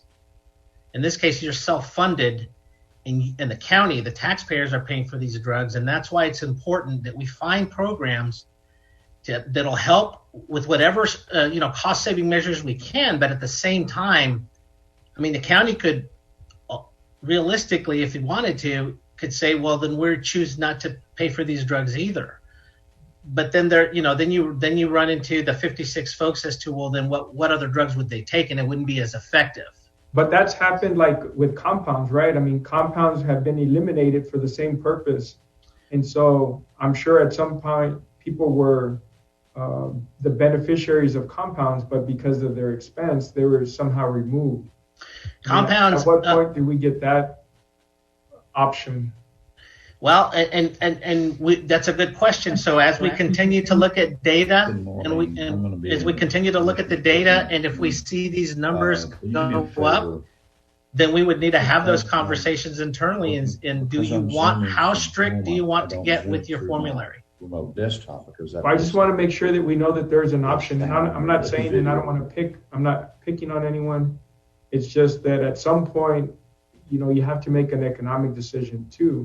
When such a small group counts so much against your total expense. Understood. I have a question, a follow-up question. So I know that this is an Aetna CVS type of program. Can this be applied to our local pharmacies? Because in full support of our local small business pharmacies and our pharmacists, how can this be worked out to where if someone doesn't want to go to CVS because they've had a relationship with their pharmacist for 20-some, 30-some years or whatever, and they want to stay with their local small pharmacy, how can we work something out to where these coupons can be applied there as well? Or maybe perhaps that already does exist. So there's two parts to that. So some of your smaller local pharmacies are not going to dispense these types of specialty drugs. There's a handful of specialty pharmacies that handle a lot of the oncology drugs, a lot of the infusion type drugs. And so that's why CVS, some of the bigger ones, are the ones that participate. The second reason would be the integration internally. When we talk about the outreach and the communication and how this would work, since it's already integrated with the program they're already using, it makes the outreach. In other words, those pharmacies would have to also be willing, and I'm going out on a limb here, I don't want to speak for CVS or Aetna, but we can certainly ask them, but they'd have to be willing to do the extra legwork, to do the outreach, to do the enrolling, to constantly monitor these manufacturer coupons. And some of the smaller pharmacies, again, may not be where these folks are getting their specialty drugs anyway. Because like I said, not all these smaller local types will have some of these oncology drugs. Okay. What I can do is I can ask CVS to provide me with a list of pharmacies other than CVS where specialty drugs are being filled, and at least we could start there, and then I could ask that question and see if that can be done. But since it is done by your carrier, and I totally understand, including local pharmacies, if at all possible. Yes, sir, absolutely. Yes, ma'am. So we can go down that road. What I'll do is I'll ask them to produce me of the 56 producers.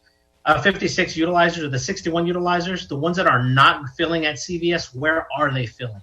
And get a list of those pharmacies and share them with you. That would be greatly appreciated, I'm sure. Thank you. Yes, ma'am. Okay.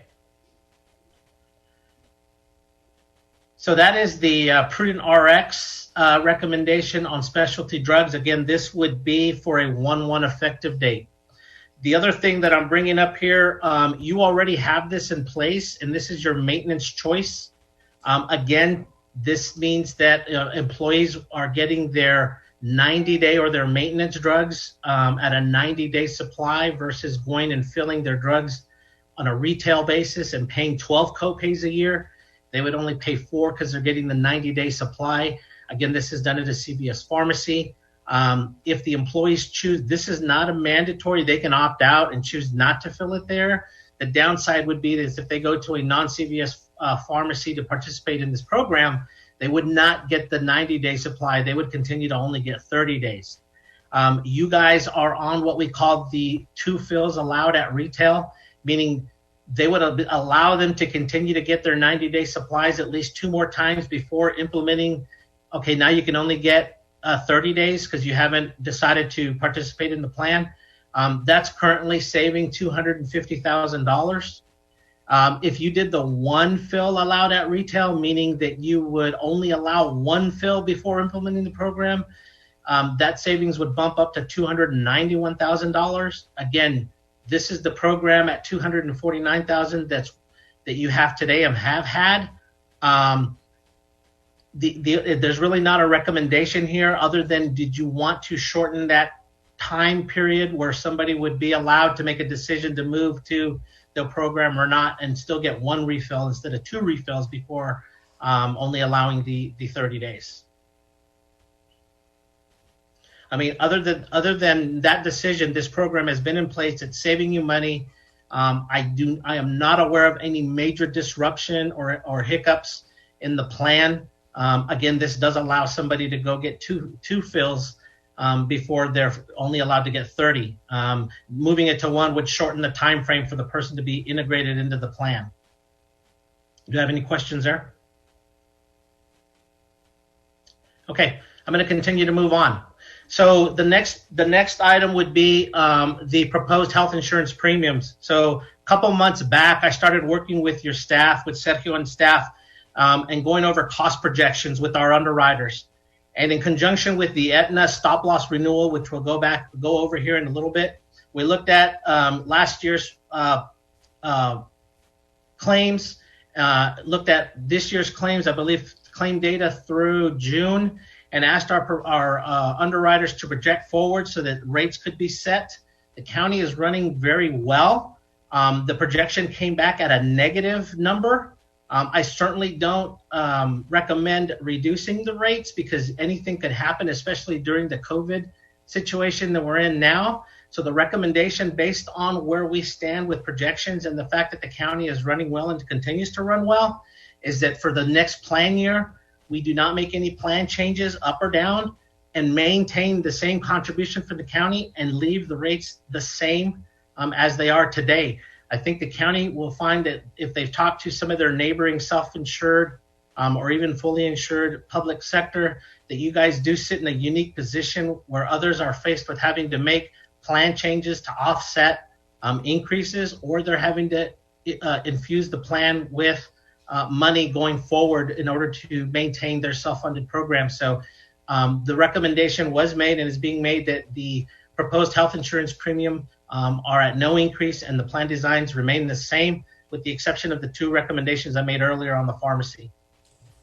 Thank you, Luke. Can I ask you, or just a couple of points? Yes, sir. You said that we're running at a negative. What is the claims loss percentage right now? So projection right now, what our underwriters projected going forward, because they'll tell me that you need, they start off very conservative. It started off, I think, like at 5% increase. But by the time we talked to Aetna and started negotiating stop loss, your TPA fees, which I'll go through in a minute, it came back like at a negative 2.5%. All included? Everything?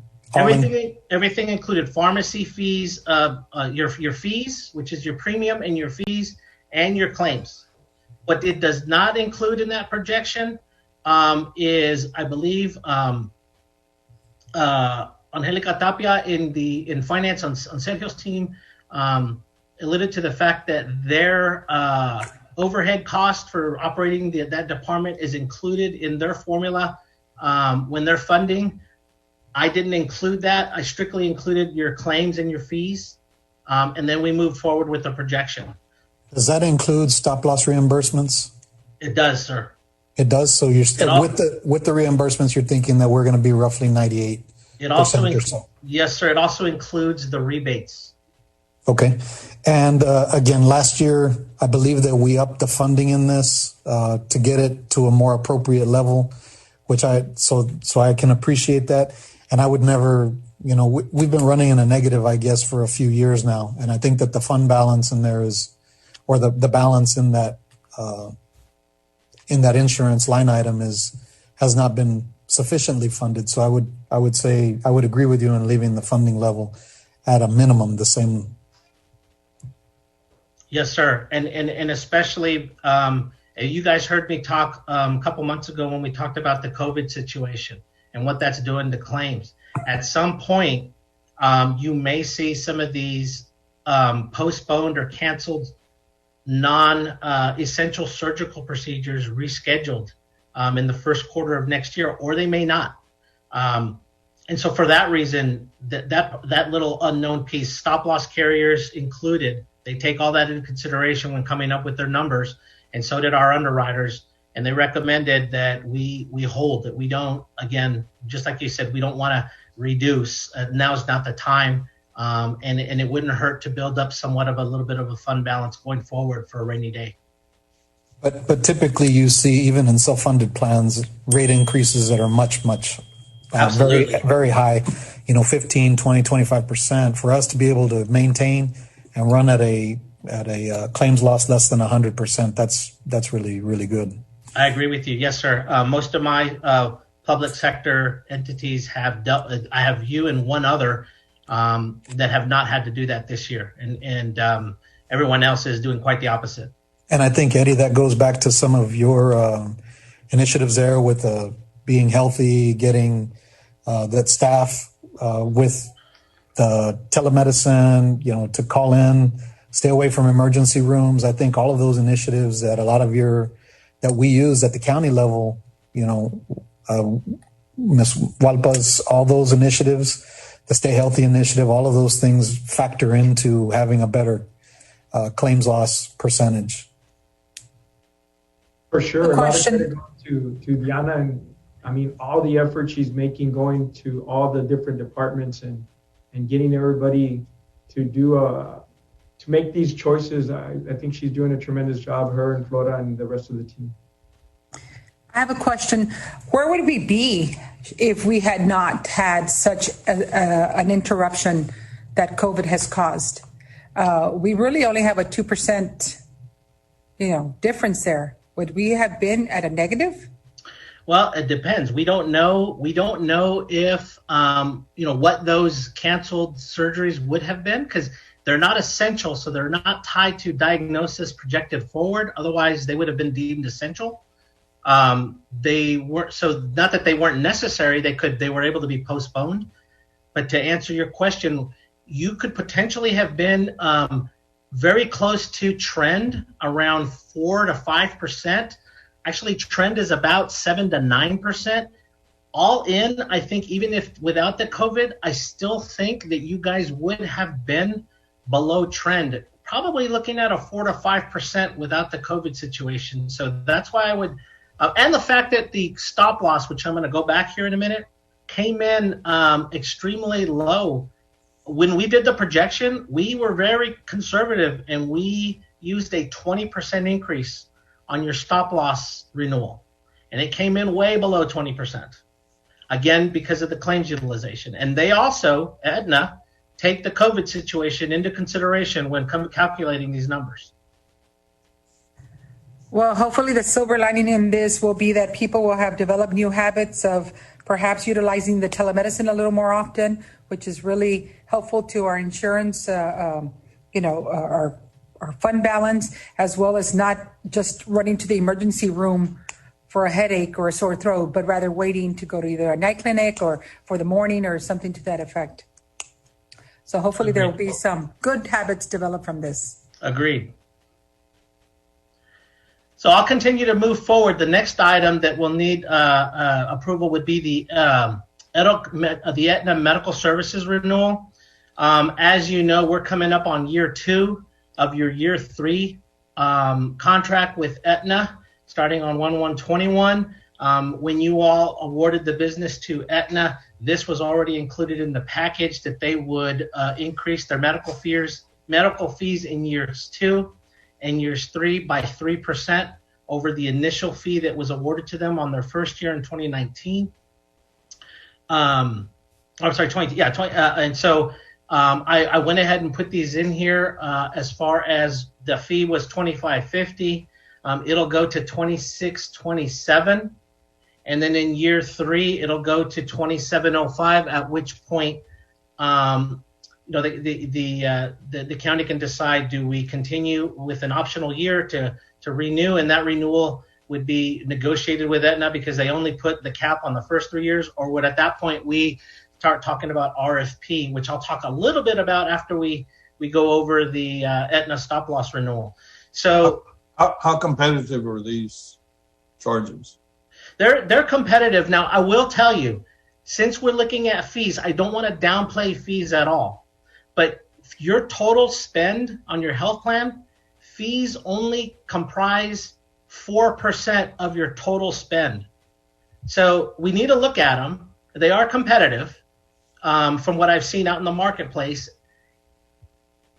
What we really need to focus on are the actual claim dollars, because this is such a small part of the equation. And I really cringe when I see best and final type representations on fees, and there's a lot too much focus, I think, spent on fees, because again, it's only 4% of your total spend.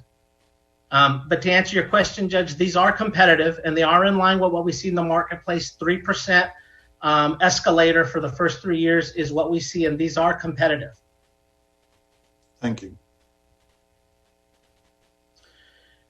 So that's the fee portion. So the other thing that I'll bring up is we brought up Teladoc. The one thing I did have to negotiate with Aetna was the Teladoc services. They were proposing an increase to $47 per visit. We were able to get them to commit and hold it for $40 going into the next plan year. So that'll remain the same. So we were happy to see that happen, especially. And I think you will start to see when I do some, my next appearance at Commissioner's Court was when I go over the mid-year and second quarter numbers, that you will see that folks are using telemedicine more and more due to the COVID situation.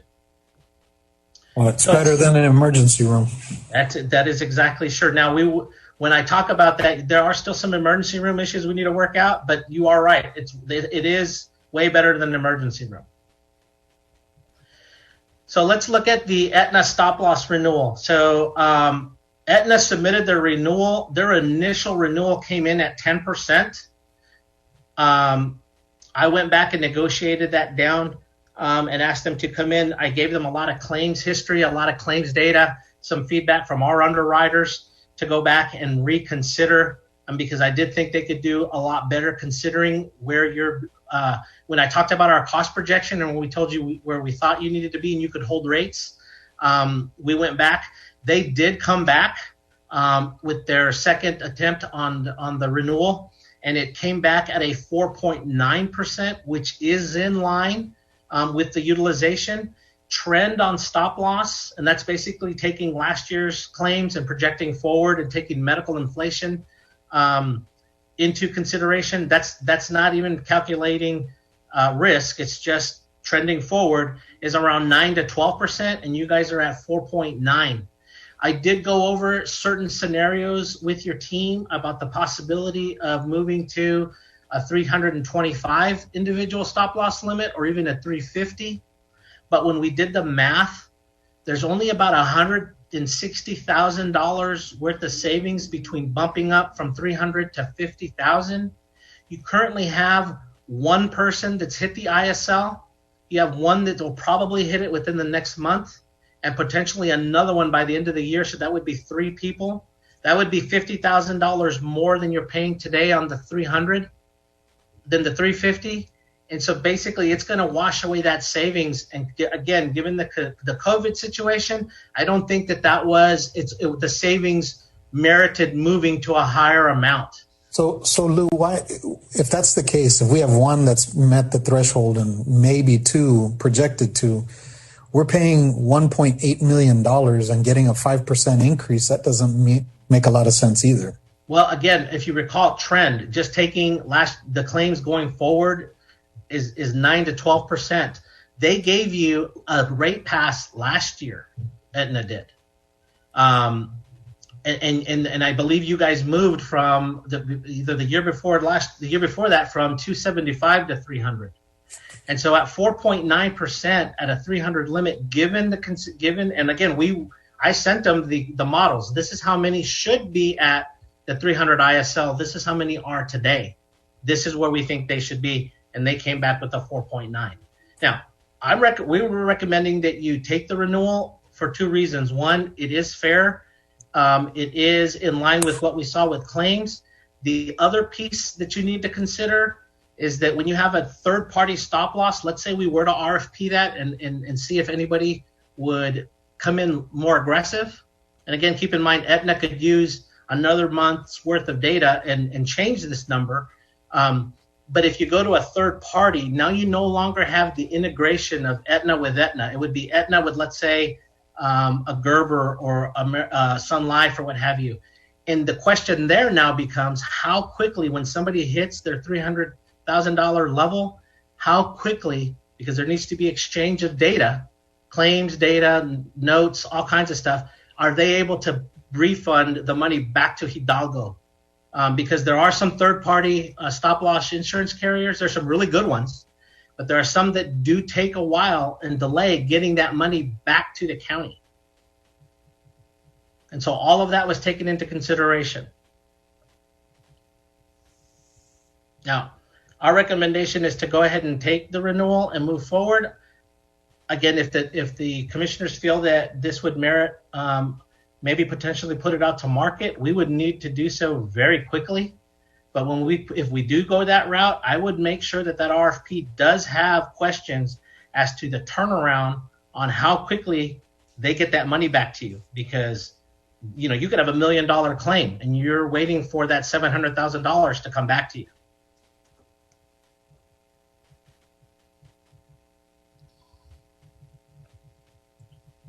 Do I have any questions on the Aetna stop loss renewal? Go ahead. Okay. That pretty much concludes my presentation. So I went over the Prudent RX and the Aetna stop loss, which I believe are the ones that need either approval. So to summarize, Luke, what are your recommendations? Where is your summary of recommendations? You know what? I failed to put a summary of recommendations together, Judge, other than just on the.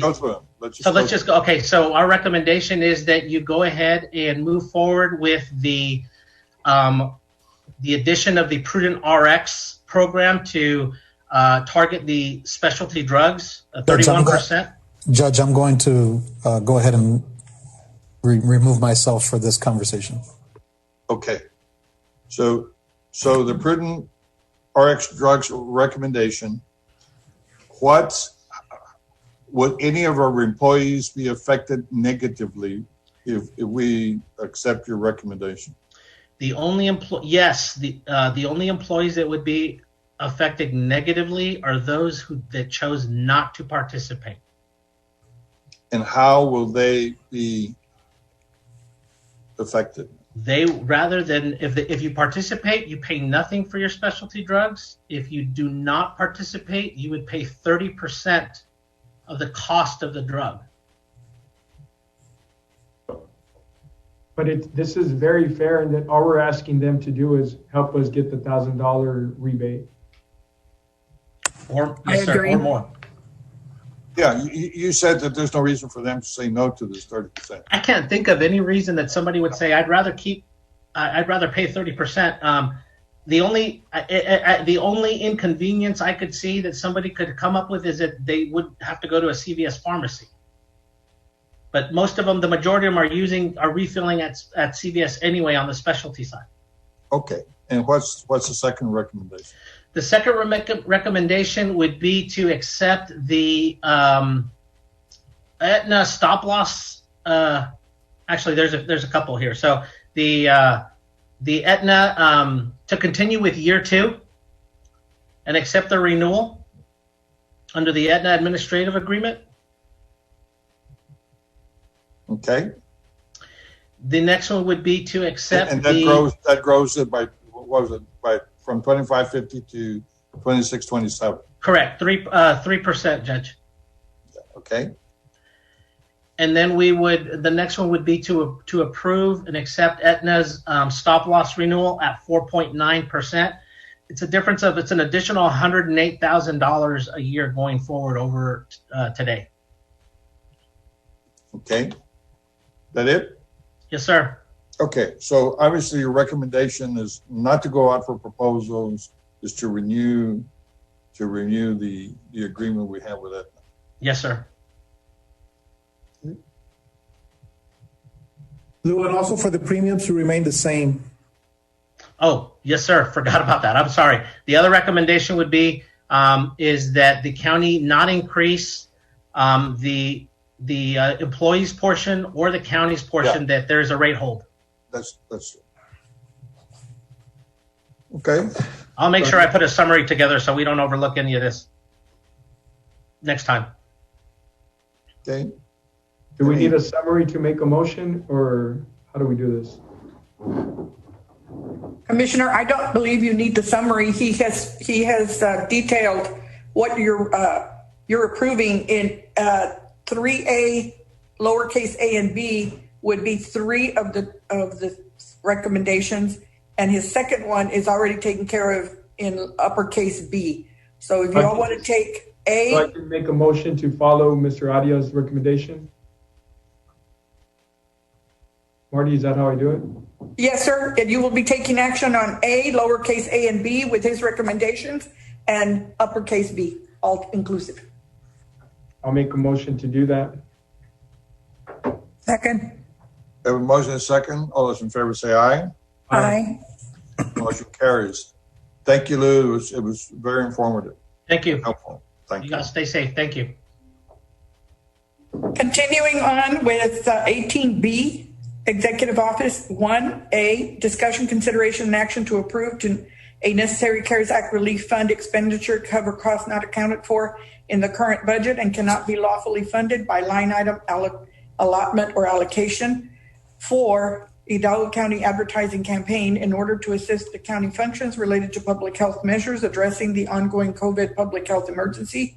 The court, having reviewed the agenda item briefing, herein finds that such expenditure is reasonable and necessary for its intended use. May I have action? Motion to approve. Second. All those in favor say aye.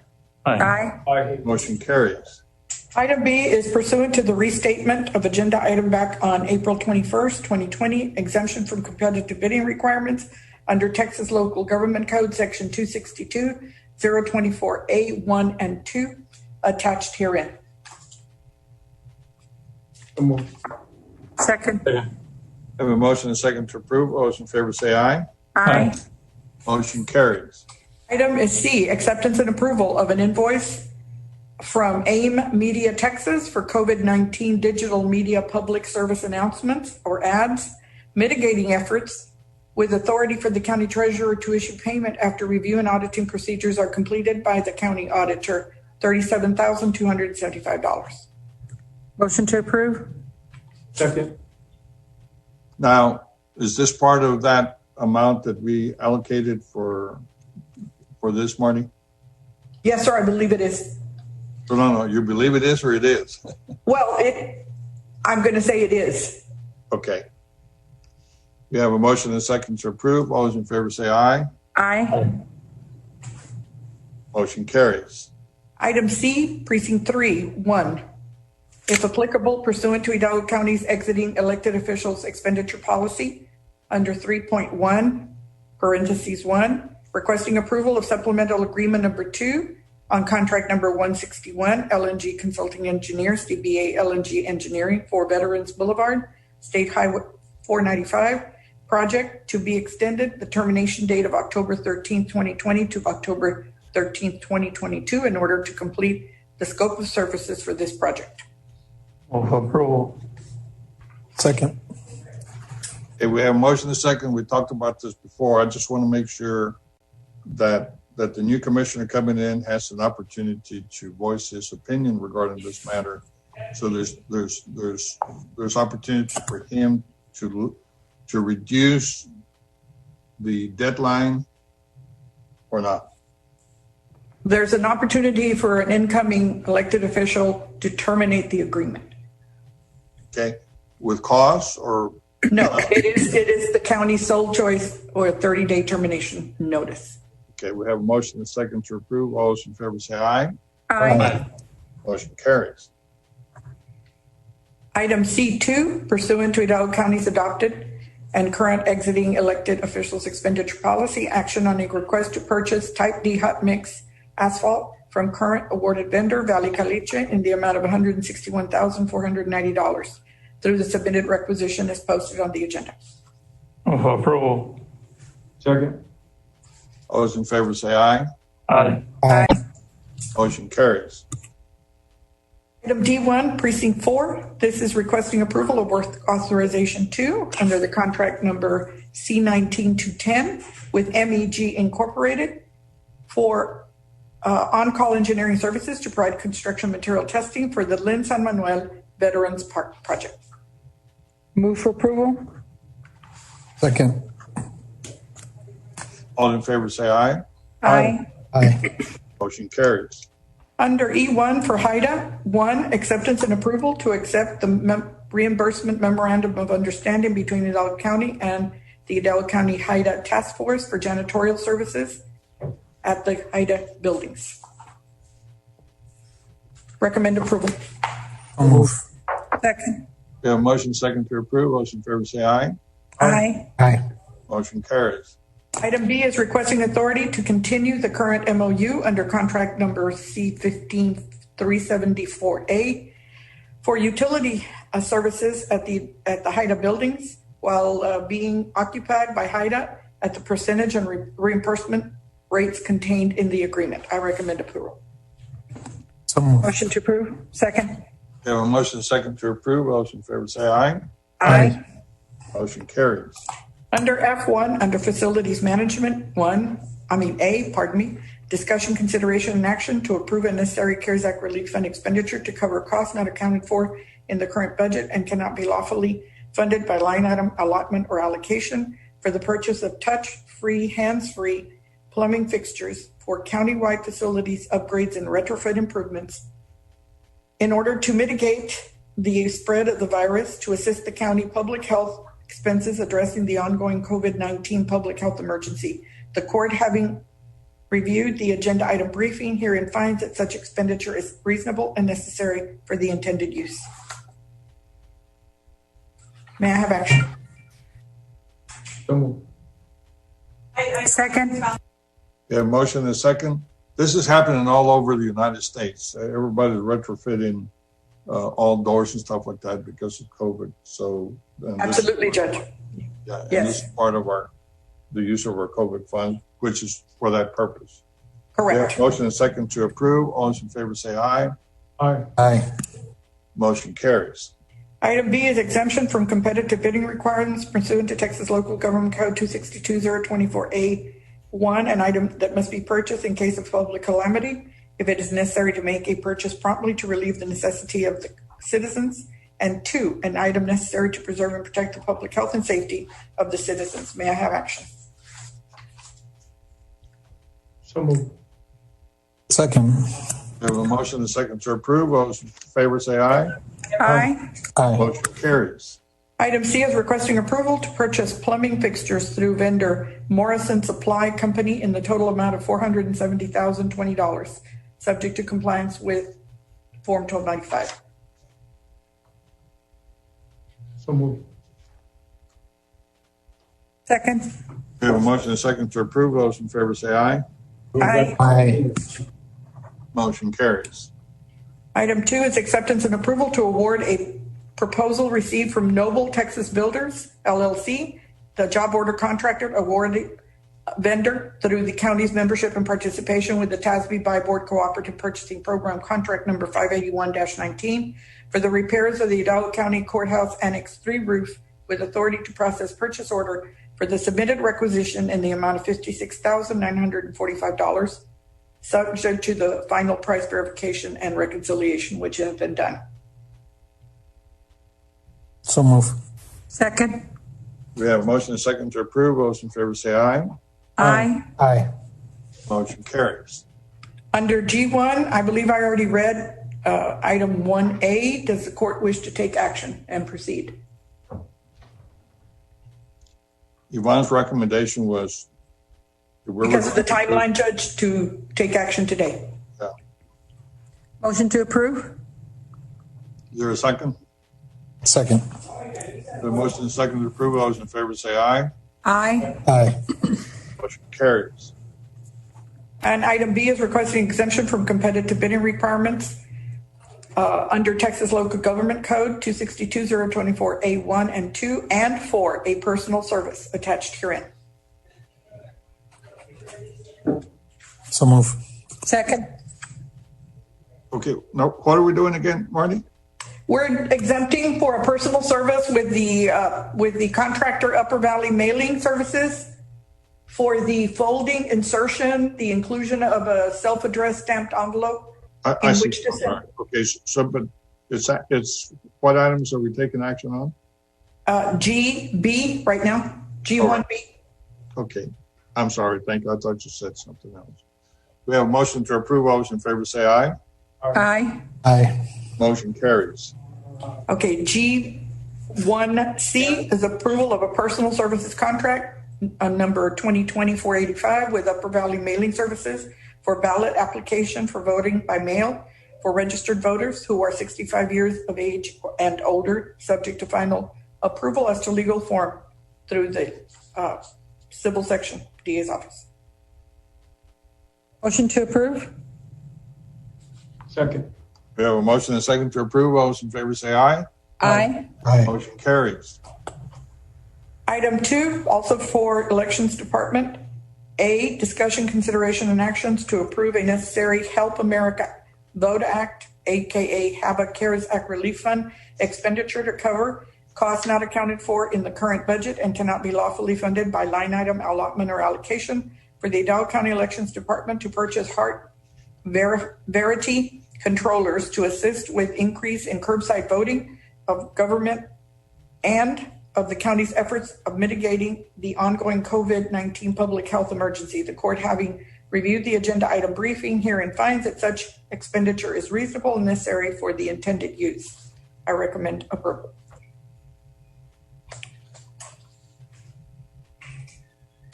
So We move. have a motion. Second.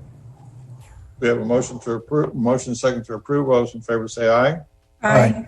Motion carries.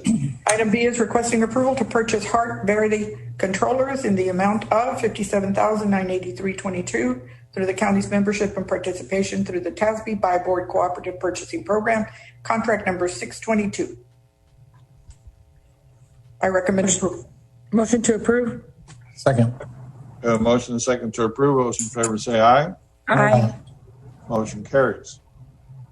Item 3, acceptance and approval of an amendment to the training SOE software DBA Sitel agreement presented and approved in agenda item on August 25th between Hidalgo County Elections Department to include additional language of compliance with SAM.gov requirements and registration. I recommend approval. Second. All those in favor say aye. Aye. Motion carries. Item H1 for the tax office, approval of the following agreement with JSJ Security, DBA Safeguard Security for security alarm monitoring services, with authority for the county judge or court member to execute and sign the agreement, subject to compliance with the 1295. Move for approval. Second. We have a motion and second to approve. All those in favor say aye. Aye. Aye. Motion carries. I-1 for the Sheriff's Department, approval to purchase and the removal and installation of 114 modems and antennas for the Hidalgo County Sheriff's Office patrol units through our membership and participation through the DIR and Buy Board awarded vendors, AT&T and Dana Safety Supply, subject to price verification. The Buy Board amount through Dana Supply would be removal and installation, $100,294. The DIR TSO 3220 is through AT&T, and those are the antennas and modems at $139,591.86. Recommend approval. Motion to approve. Second. We have a motion and a second to approve. All those in favor say aye. Aye. Aye. Motion carries. Item J1, District Attorney's Office requesting approval to purchase one 2021 Toyota RAV4 package, FWD SUV package with LE package through awarded vendor Silsby Ford, Goodbye Corporation. Through the Goodbye Co-op, contract number as stated on the agenda for $25,918.25. Move for approval? Second. A motion and a second to approve. All those in favor say aye. Aye. Motion carries.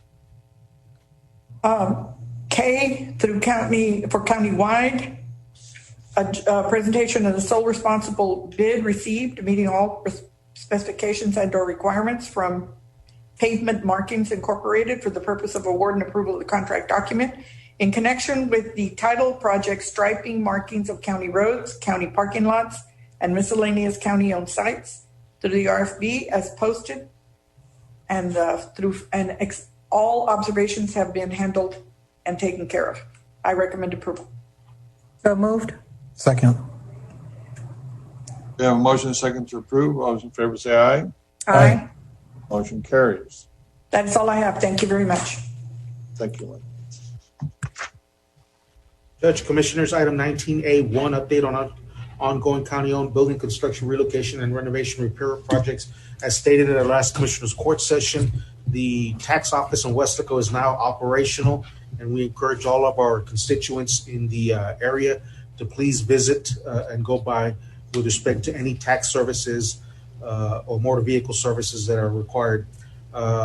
With that being said, Commissioner Fuentes' office, his administrative offices are operational as well. Is that correct, Commissioner? Yes, sir. Everything here is fine. We're also housing a couple of Department of the Veterans Affairs here, and a couple of CSA, and a couple of planning until they're able to move into that sub-facility as well. Exactly. And as an update with respect to what we're reporting, we're also going to be utilizing the portable buildings that were being utilized by our tax office so we can accommodate CSA with respect to the services that they're providing for that general area, as well as the COVID services, well, specifically for the COVID services that they're handling right now. Yes, sir. We appreciate that. Thank you. Yes, sir. Item 19A2, there's no action to be taken. Judge Commissioners, item 19B, discussion, consideration, and action on general no litigation and signature identification certificate of Hidalgo County for Hidalgo County Regional Mobility Authority Revenue Bond Series 2020A and Taxable Series 2020B, with authority for the county judge and the executive officer to sign said documents. This is a requirement under the statute that must go before the governing authority of Hidalgo County, being Commissioners Court, and there is no fiscal impact to Hidalgo County. Move for I have a approval. motion to approve. So move. Okay. We have a motion second to approve. All those in favor say aye. Aye. Motion carries. Judge Commissioners, with your permission, I'm going to ask that we take item 20 after closed session, and we do have closed session items. Okay, pursuant to Chapter 551 of the Texas Government Code, Sections 551.071, 551.072, 551.074, and 551.087. We'll be retiring into closed session to take those items to consideration. Any action items to be taken will be taken in open court when we return. I have a motion to go into closed session. So moved. Second. Those in favor say aye. Aye. Motion carries.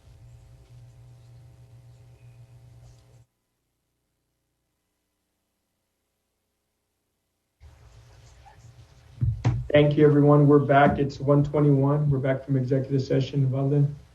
Thank you, Commissioner. Commissioners, under open session 23A, real estate acquisition appropriation for same, there's no action to be taken. 23B, pending and or potential litigation, no action to be taken. 23C, discussion, consideration, and possible action regarding response to public health emergency. I will refer in a couple of minutes back to item 20.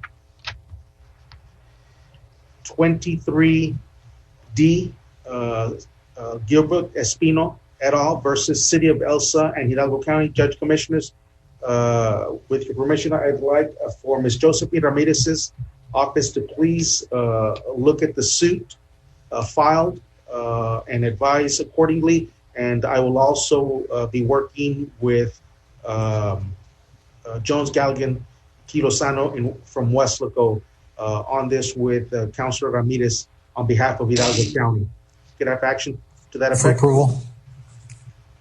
Second. All in favor signify by saying aye. Aye. Motion carries. Item 23E, Catalina Zuniga Herrera et al. Versus Stephen Farias et al.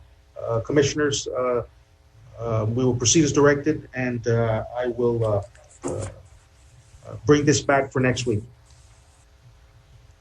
23F, Hidalgo County versus Miguel Angel de Leon. Commissioners, I'd like for this to be assigned to Ms. Josephine Ramirez's office for the purposes of subrogation, including up to filing suit on behalf of Hidalgo County. Move for approval. Second. All in favor signify by saying aye. Aye. Motion carries. 23G, Hidalgo County versus Desmond Eugene Bolding. Again, Commissioners, I'd like for Ms. Josephine Ramirez's office to facilitate for subrogation purposes up to and including filing suit on behalf of Hidalgo County. Move for approval. Second. All in favor signify by saying aye. Aye. Aye. Aye. Motion carries. 23H, Hidalgo County versus Deyanira Gonzalez Bautista. Commissioners, I'd like for Ms. Josephine Ramirez's office to be assigned for purposes of subrogation, including up to filing suit on behalf of Hidalgo County. So move. Second. All in favor signify by saying aye. Aye. Aye. Carries. Commissioners, for the record, 22A and 22B, there will be no action this week. If I may go back to item 20. Item 20 is discussion, consideration of possible action regarding A, county's response to disaster health emergency. 1, CARES Act funds. Sub A, interlocal cooperation agreement with La Jolla Independent School District. Commissioners? I know that we discussed this as part of the CARES response. Josie, what's the correct language on the motion? It would be to approve the interlocal cooperation agreement, but I think that one's going to be subject to. I don't believe we have a final version of the agreement yet. Is there, Josie, because I'm getting indications from like PSJ, the time is of the essence. Is there a way that we can make the motion approving a similar format that we have for PSJ so that we can get that agreement out today for La Jolla? So we can get the La Jolla one because we have it on the agenda. PSJA, was that one done? It was done last week. Last week. So at your direction, Commissioner, court approved it. So then we would have started drafting it as soon as you took action. We can get it out today, but we would probably have to come back for final approval if the district's legal counsel come back with recommended changes, because that's what we're finding right now. Well, why don't we do this? Why don't we say you can use this agreement if you're in a hurry, and do note that if changes come back that we have to get it approved next week. Yeah, and I want to say McAllen's came back, so that's the one that's on. We can get La Jolla's out and FAR's out based on previous court action. If there are any changes, we would come back to court. But the language on this one is what? Approve as discussed? Subject to final, I would say subject to final. That way, if there's any minor changes that aren't substantive to the agreement, we can move forward. So subject to Final legal approval. final legal approval. Second. All in favor signify by saying aye. Aye. Aye. Aye. Motion carries. Item 20A1 sub B, interlocal cooperation agreement with McAllen Independent School District. Move for approval, subject Second. to final. I think this one is final, Commission. Oh, that one is fine. Okay, all right. So motion to approve. Second. All in favor signify by saying aye. Aye. Aye. Motion carries. Item 20B, measures necessary to preserve public health and safety. We've taken previous action, so there's no action to be taken on that one. And item 20C, direction regarding county government operations, including but not limited to essential functions. Judge Commissioners, as I stated now for quite some time, we have continued to operate using CDC guidelines, facial covering, social distancing. The health and safety of our residents when they come and visit our facilities is first and foremost. And so we work with them in following the guidelines that we have imposed, as well as asking our employees to follow the same CDC guidelines, facial coverings, and social distancing in combating COVID-19. That is all that I have under item 20. There is no need to go back into close and or open, and so we do have adjournment and a quick workshop. We'll just move to adjourn. Second. All in favor, signify by saying aye. Aye. Motion carries.